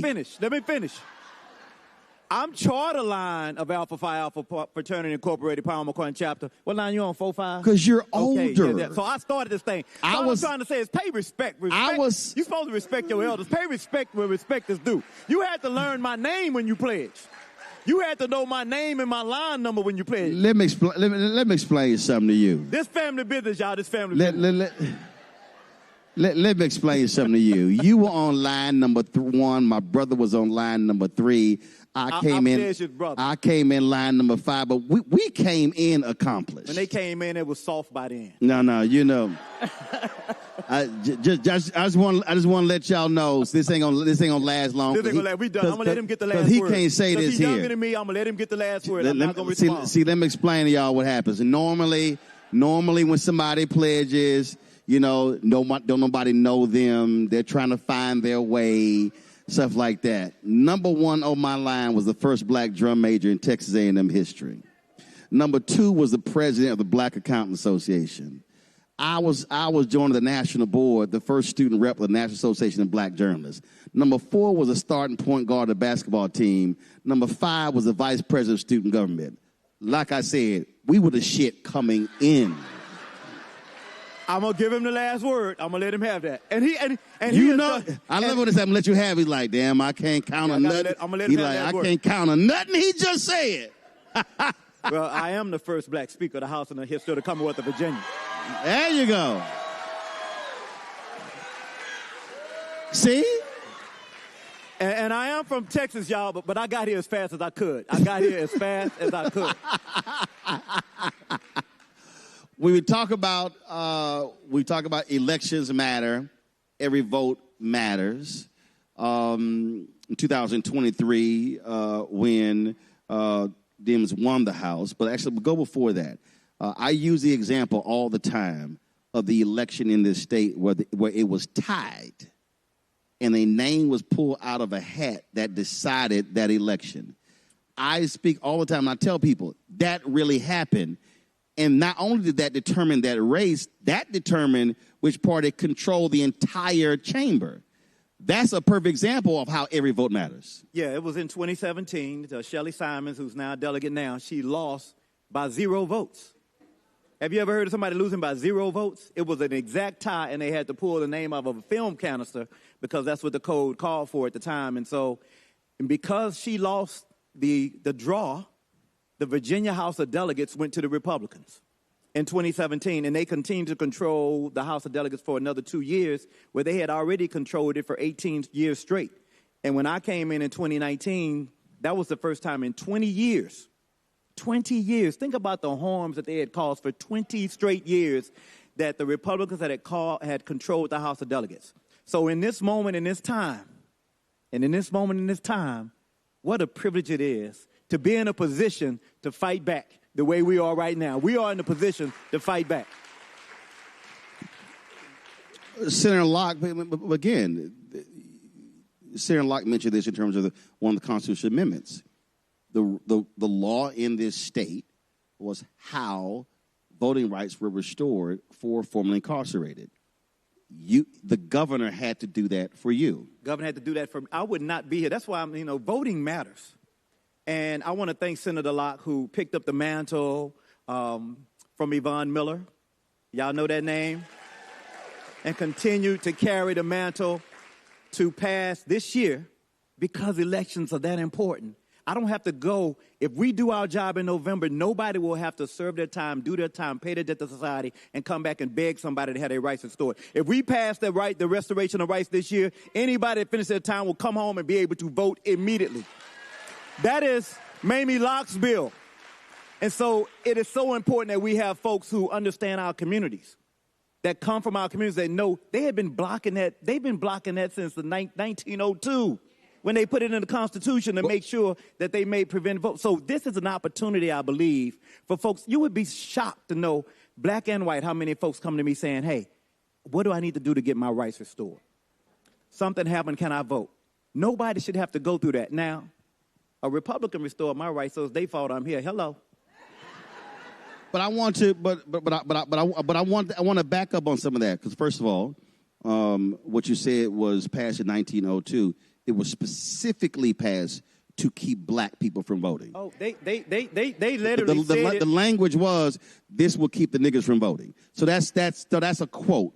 Two, right? Say it publicly. Carter Carter Glass. Matter of fact, Glass High School in Lynchburg is named after him. He was a delegate at the time. He went on to become a United States Senator. Y'all heard of the Glass-Steagall Act? That's him. So I mean, they were very explicit in their motives. And to this day, we are still fighting that back. But man, we've come back with some power. We have come back with power and knowledge to be able to go out and win and fight these elections. As Senator Warner said, I know I look good for my age, but I was born in 1965. The same year that John Lewis crossed the Edmund Pettus Bridge for voting rights. And on March 7th, he did that. I was born on March 5th. So in our lifetime, y'all, these fights are still happening. I'm only 61 years old. That's how long that we have. We only passed the Voting Rights Act that year in August of 65. So we're talking about in our lifetime we're still having these fights, and folks are trying to take us backward. Right. And we know MAGA is trying. We don't have to guess. On Easter Sunday, the Bible says out of the abundance of the heart, the mouth speaks. On Easter Sunday, that man got up in his heart and rose up and said, on Easter Sunday, he got up and said some crazy language and about some war and some. This is what they're thinking. We don't have to guess. Shame on us if we don't come out like now and really vote like we got a crazy person in the White House. And, you know, Roland, the man fired a black chaplain last week because he was black. A chaplain who was a general. We already know what's going on. And so those who are of goodwill, both black, white, Latino, whatever, this is the time to stand up and vote and let your voice be heard. What kind of America do you want to leave for your children? So all of us, I don't want my daughter to have the fight that I'm having right now. So what kind of inheritance do you want to leave? This is a time I'm so grateful to be in this fight right now. So my daughter don't have to be in this fight. We can fight this fight right now because our forebears fought. So we would not have to. So there will be more fights, but we'll have the power to fight them. And right now y'all look good. Y'all look good. Everybody look full. Everybody look good. Y'all doing well. Well, we need to make sure that the next generation is doing as well as we are right now. So we have to fight. I am a stickler for a process and how these things happen. So you talked about the constitutional amendment to restore voting rights. But again, per your own laws, that had to be passed in consecutive sessions. Again, with an intervening election. So if you don't have the power over a period of time, that doesn't happen. Won't happen. And so again, and a lot of times folks say, man, why do you go so deep? I said, because you have to understand, this is not a microwave situation. You could have passed it one time, but if you don't have the power in the second time, you can't pass it again. Start over again. You start and over so again. the clock restarts. And they have done it. I mean, I'm looking at these ladies, man. Y'all got to give it up for Senator Mamie Locke and Senator Louise Lucas. They have been. I don't think folks appreciate how long they have been in this fight. Senator Locke was a Hampton mayor. She's the mayor of the city of Hampton. She's been in this fight a long time. Senator Lucas was a city councilman when she started in Portsmouth. They have been engaged in these fights. So if you are in these fights, y'all, you can't be no come by night and I'm coming and I'm in and out and all flimsy. If you're going to be in these fights, you have to be in these fights for the long run so you can see it through to the very end. And so when you decide to be in these fights, no matter what role you play, because all of us don't have to be elected to make a difference. My mother told me a long time ago, you don't need to have a fancy title to make a difference. You know, you don't need to be a big shot to make a difference. Wherever you are, you plant your seed right there. Nurture that seed, water that seed, and that thing will grow. And I'm telling that to each and every one. This is the time for all of us. Nolan said, get 5, and then you get 5. We need to win this yes campaign so big. They need to be shocked. I'm going to have to say this because this is unfiltered. We just kicked their ass in 2025, okay? In 2025, the days before the election, they say, oh, y'all going to barely win. It's going to be tough. It's going to be tight. We had a 51-49 majority in 2023. We went from a 51-49 majority to a 64-36 majority. Don't tell me what we can't do when we put our minds to it. This is what we can do this time as well. It is a reason that they are spending so much energy sending those fake mailers that Senator Locke was talking about. It is a reason that they're spending so much time trying to confuse this particular community. Why this particular community? We should be thoughtful and think about that's how much power we have. Because we not only influence our community, we influence the world. The whole world wants our swag. The whole world wants what we have. So now when we get out there and we start influencing and start talking and start voting, everybody is attracted to us. So this is not the time to hide your light under a bushel barrel. You better let your light shine. Let your light shine right now in this moment, in this time. This, again, voting is happening now for April 21st. The other constitutional amendments, that's in November. And again, what happens in this state can very well completely change the political direction of this country come November. Because whoever wins in November, which party wins in November, now controls the House for 2027, 2028, which then positions for the election year. And here's the greater thing, which is one of the reasons why Donald Trump is desperate for this to fail and for the Republicans to control the House. Because per the Constitution, the 2028 presidential election is certified in the House. In case of any irregularity, Any confusion. Any irregularity or confusion, the House can decide who wins. We have to understand there was a contested election in 1876, and the deal was cut, which is the Great Compromise of 1877. So without Reconstruction. The Democrats said, all right, Hayes, we'll let Hayes be president, Republican, but the deal that we want is y'all need to remove the last 3 U.S. troops, federal troops, from the last 3 to the state houses. They said, we're going to leave the dark kids alone. That's literally what they said. And once the Republicans agreed to that, because then those were radical Republicans who were anti-slavery, those Southern Democrats took control, and that led to 92 years of Jim Crow. So, again, they are sitting here thinking whoever wins the House in November will be controlling the House in 2028. That's who certifies the election in 2028. That's why they want this to fail in Virginia.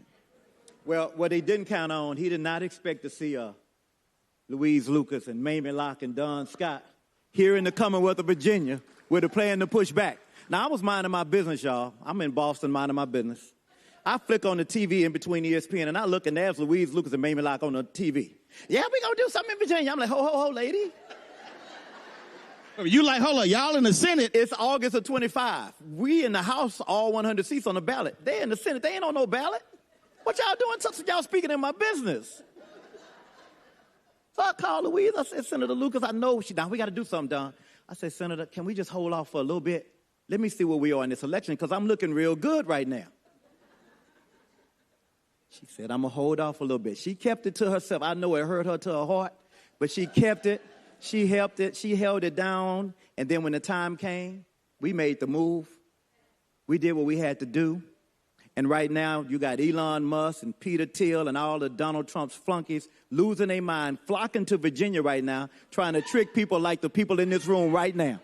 Because they never saw back in 1902 when they changed the Constitution. They didn't see us coming, y'all. But guess what? God did.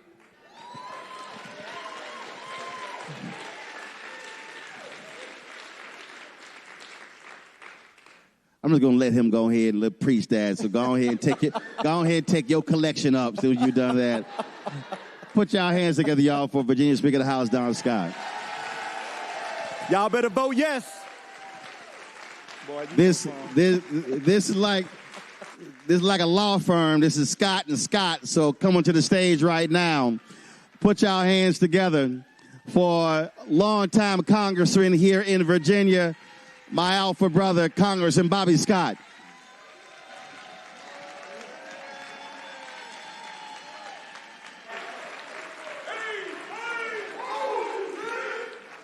All right. Congressman Scott, good to see you.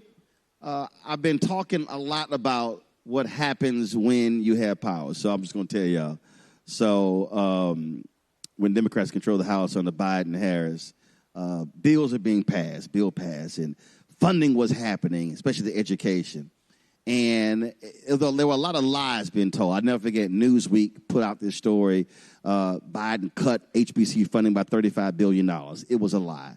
And I called several activists who put that on their Instagram page. I said, take that crap down right now.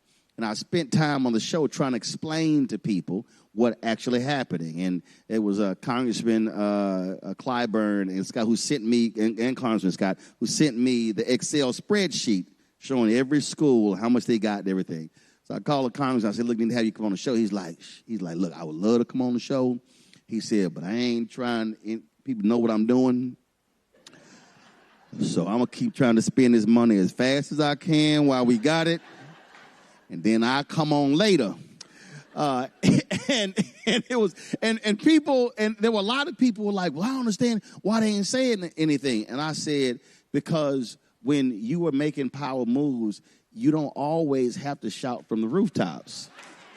So Congressman, for people who don't get it, even that was when you were in the majority, but even in the minority, explain to people the role, because it drives me crazy. People say, man, the CBC, they ain't doing nothing. They don't understand how the process works, how you can have one word change in a bill that completely alters the whole deal. Talk about that. Well, you talked about HBCU funding. I was chair of the committee the last 2 years of Trump, first 2 years of Biden. COVID was alive and well, and Rahm Emanuel, former congressman, former mayor of Chicago, said that a crisis is a terrible thing to waste.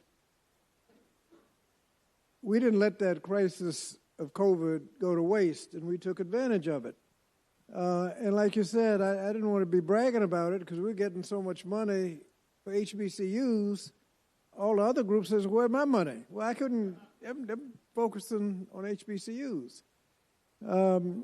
And so when people said we weren't doing anything, well, then we had to say, well, okay, we got for Norfolk State over and above what they would have gotten ordinarily. They got, during that period, an extra $100 million. No. Norfolk State got $102,526,938. I told y'all I had the spreadsheet. Don't leave out the extra 2.5 million, Congressman. Well, go back, go get Hampton too, because they got over $100 million. Hold on, I got it. Hold on, I'm looking at Hampton right here. Hampton got $112,242,256.81. Now, that's over and above what they would have gotten ordinarily. And so, like I said, we didn't want to be bragging about it because everybody else would be looking, well, where's my money? But after they said that we weren't doing anything, we had to explain. And that's what you can do in the majority. There's a lot that's been said tonight.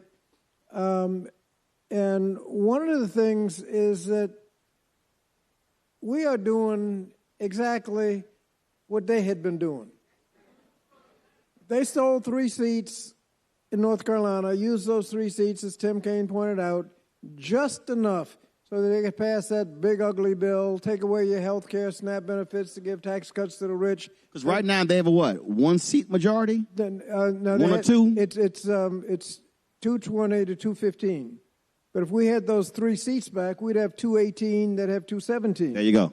We'd be in the majority. They never could have passed that big, ugly bill, run up all the debt, tax cuts for the wealthy, but take away people's health care and SNAP benefits.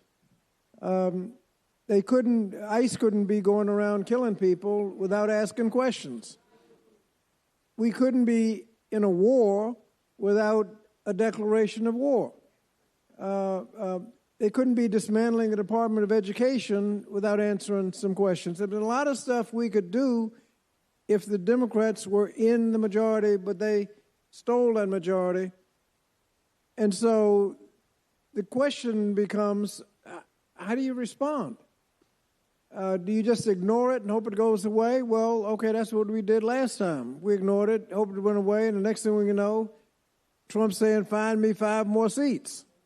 Because they know we're going to do okay on this midterms, but he's stealing 5 seats, and then a seat you outlined them, Missouri, back to North Carolina, pick up another seat.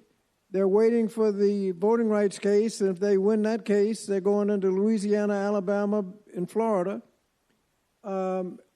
We can ignore it, hope it goes away, or we can respond and let them know that if they try this again, this is what's going to happen. And so that's what we're doing. Exactly what they're doing. We're just responding in kind. Now, this isn't just little tit-for-tat partisan stuff. As I said, this is policy. The fact is that these people aren't going to change their minds on health care. They're against health care. And every time health care comes up, they're going to vote no. They're going to try to dismantle the Affordable Care Act. They're going to try to cut back on Medicaid so they can have tax cuts to the wealthy. That's just what they do. Voting rights. They will pass any kind of voter suppression law that somebody puts in front of them. They will not pass any advancement of voting rights. That's just who they are. So when you have an election, you're essentially casting votes on voting rights, education, health care, and a lot of other things. And so when they start stealing 5 seats, that's 5 more seats for the SAVE Act, the voter suppression bill, and 5 less seats against it. When they talk about health care, dismantling the Affordable Care Act, Tim Kaine pointed out that it was saved by 1 vote in the Senate, and everybody will remember that iconic thumbs down in the middle of the night. Thank you, John McCain. Otherwise, they would have repealed the Affordable Care Act. They want to pick up 5 more seats and hope we don't respond. 5 more seats, then more, then more, then more. So the only rational thing to do is to respond in kind. If they're going to steal seats in North Carolina, in Texas, Missouri, and everywhere else, then we've got to get the seats back in California and Virginia. And as it's been pointed out, the only difference is they do it behind closed doors. We let, in California and Virginia, the voters have the last say.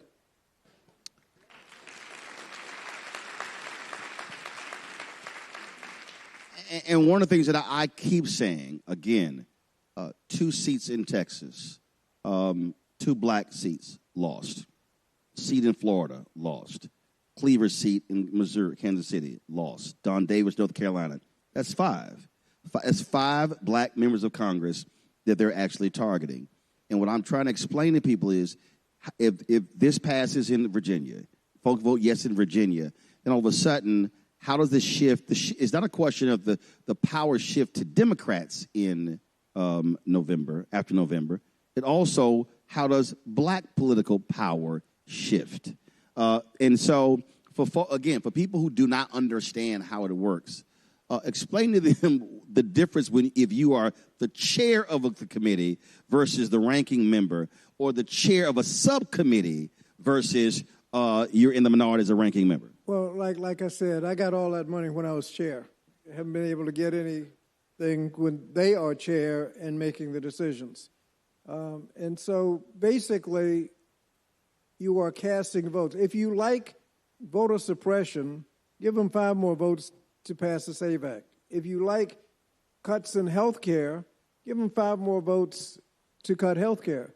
All we're asking is, if you like health care and you don't want them to cut it, get 4 of those votes back right here in Virginia. They're not going to change their minds. They are who they are.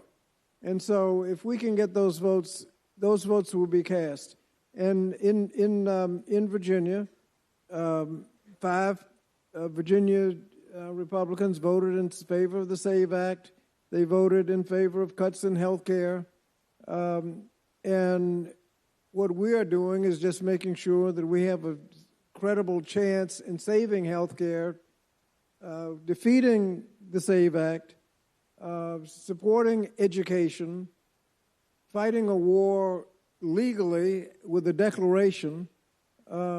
Actually, we won't fight the war if they have to declare, because it won't pass.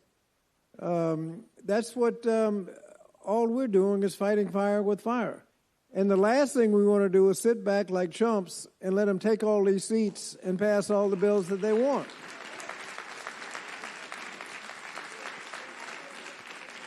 And that's the difference between the House and the Senate. You can't gerrymander in the Senate. Every state gets 2. It doesn't even matter. And that's also why I've been making it clear how folks should be voting there. The reality is Ossoff has to get reelected in Georgia. Roy Cooper's running in North Carolina. We'll see who wins the primary in Maine. You've got a race in Alaska. You've got Iowa. You've got the race in Texas. If all of a sudden, Ohio as well with Sherrod Brown, if depending upon how folks mobilize and organize in Florida, again, you can be a difference there. And I've seen some polls that show South Carolina may be in play. And so I am constantly trying to explain to people that one of the reasons, especially African Americans, one of the reasons why you see a lot of these elections turning the way they are, because we're not maximizing our power. And for me, 70% should be the floor. I don't get excited when they say, man, 58% black turnout. It actually pisses me off. And there are some other places where it's 30, 32, 34. So if we drive our turnout, again, other folk do what they do. If we drive our turnout and we are at a minimum of 70%, we sweep elections across the South. The NAACP has frequently said, when we vote, we win. Yeah, that's not a phrase. That's real. And the data is actually there. And the result, and the people don't understand why we're seeing the attacks. North Carolina, perfect example. Obama wins North Carolina by 14,100 votes in 2008. There are 100 counties in North Carolina. So if you look at the precinct, you're talking 2 to 3 votes per precinct in that state. That's how he wins. After that, that's when North Carolina Republicans said, oh, no, we got to go after black votes. And to the point where a federal court said they had a laser-like precision in the targeting of black voters. They were asking, actually, in emails, give me the data on when black people are voting. And when they saw the percentage voting in the first week of early voting, that's when they whacked early voting.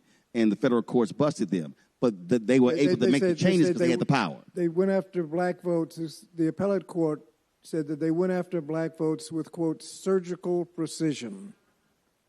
That's, I mean, and this is what the voting rights case when Justice Roberts said that, you know, we don't need the voting rights anymore.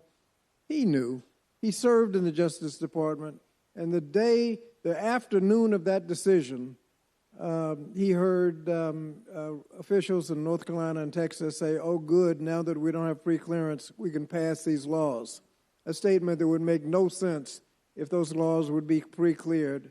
That's why Florida right now, Florida is waiting for the Louisiana versus Calais decision because DeSantis has said the moment that decision comes down, they're going to rewrite the rules in Florida to also steal more seats. And Alabama and Louisiana will be right behind them.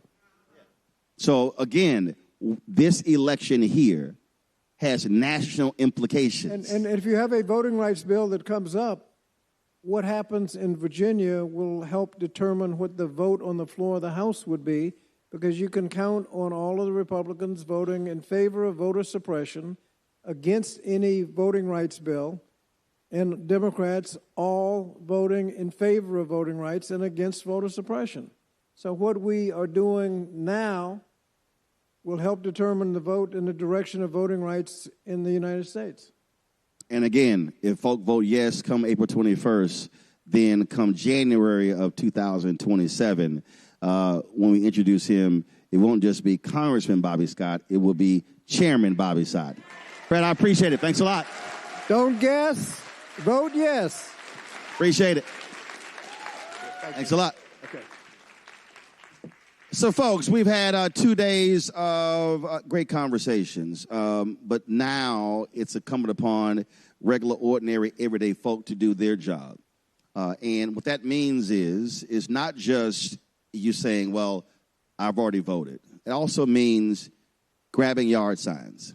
That means you getting those door knockers. That means you calling your friends, calling your neighbors. Legislators have already done their part. First of all, you elected them to lead for a reason. They've done their part by putting this on the ballot. Now it actually goes to the people. And again, when we vote, we win. We've seen that. We've seen what happens when we turn out. And I often say to people that the election is the end of one process and it's the beginning of another.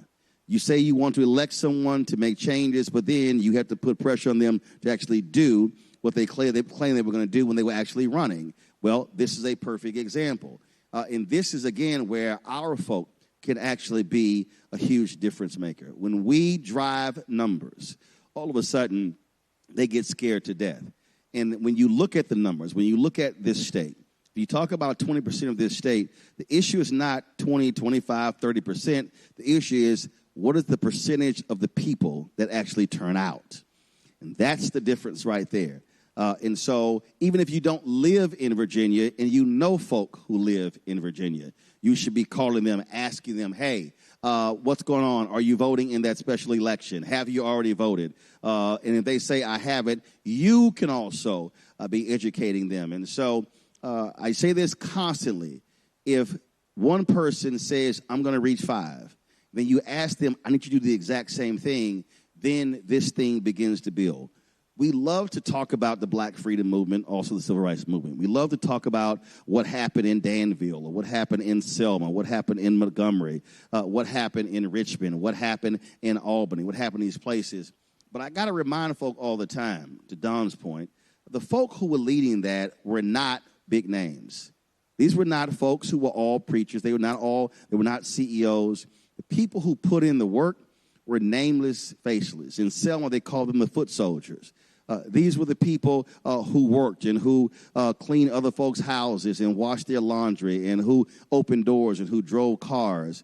What those folks understood, they understood that they can actually change the future direction of their children by what they do. Take it back even further. If you look at the end of slavery and you saw Reconstruction, you saw African Americans elected to public office all across the South. The reason there is taxpayer-funded education today is because it was black people who were the folks who were in slavery. The moment they were elected in South Carolina, they put it in the state constitution that guaranteed public education because they knew the power of education. That's what happens when you win. They begin to change the laws. They begin to make life better. And in fact, when those black legislators begin to change the laws in South Carolina and Mississippi and Georgia and North Carolina, they actually improve the life of poor whites in those particular states.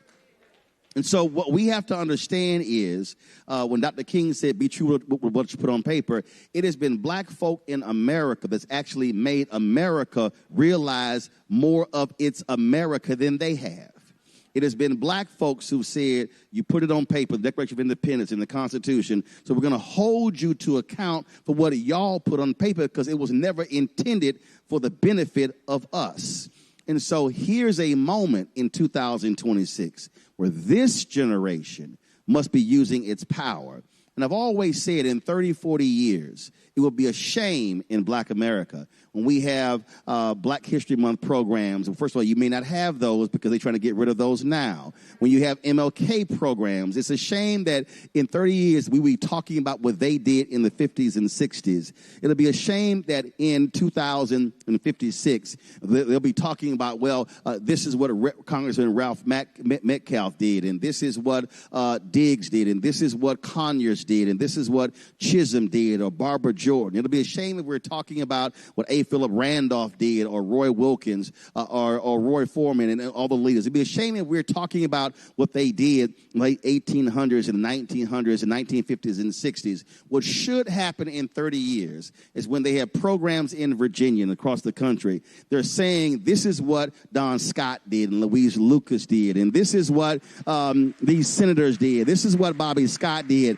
And they should be saying that this is what our mothers and fathers and grandparents did. The only way we can ensure there's a future for our people, our children, nieces and nephews and sons and daughters and children yet born, if this generation decides to say we are not going to be silent and quiet in the face of massive oppression. They want to institute Jim Crow 2.0. We can say Jim Crow 1.0 was enough, and there's no way in hell on our watch we're going to let that happen. And so that's why you must vote yes. That's what you must encourage everyone to vote yes. And again, if there's somebody who in your life and they complain and they always talking about what needs to happen and what should happen, and then if they don't vote, and I ran against one of these brothers when I was in Birmingham 3 weeks ago who was complaining about stuff, and he said, well, I don't really vote. I said, well, I need you to shut the hell up then. I said, I'm not going to listen to you talk about what we need to happen. I said, when you can't even get your ass up to actually go vote. And I literally said to him, this conversation ends right now. And then he eventually left, and I'm like, good, because I was not about to have that conversation. But that's really where we have to be to begin to change what is happening in this state and in this country. Let me thank Norfolk State for allowing us to be here. Let me thank Virginia State yesterday. Let me thank all of y'all for coming as well. Don't forget, support the work that we do. I'm being straight up. There's no other black-owned media company in the country that does what we do, taking the show on the road, coming to places like this, being able to have these conversations. We just got our second vehicle because we know we're going to be traveling around the country. We know come the fall, we plan on being in Ohio, being in Georgia, in North Carolina, being in Florida. Talking about what's going on, because the other thing is here. The nation's first black newspaper was Freedom's Journal. In March 16, 1827, in their lead editorial, in the third paragraph said, "We wish to plead our own cause. Too long have others spoken for us." I'm not interested in waiting for ABC and NBC and CBS and for CNN and MS Now and Fox to decide something.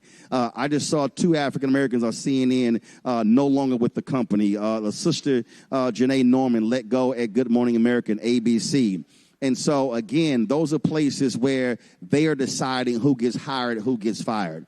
The reality is, and I said it earlier, and I wasn't joking, I don't have a boss because I own it. And when you own it, you control it.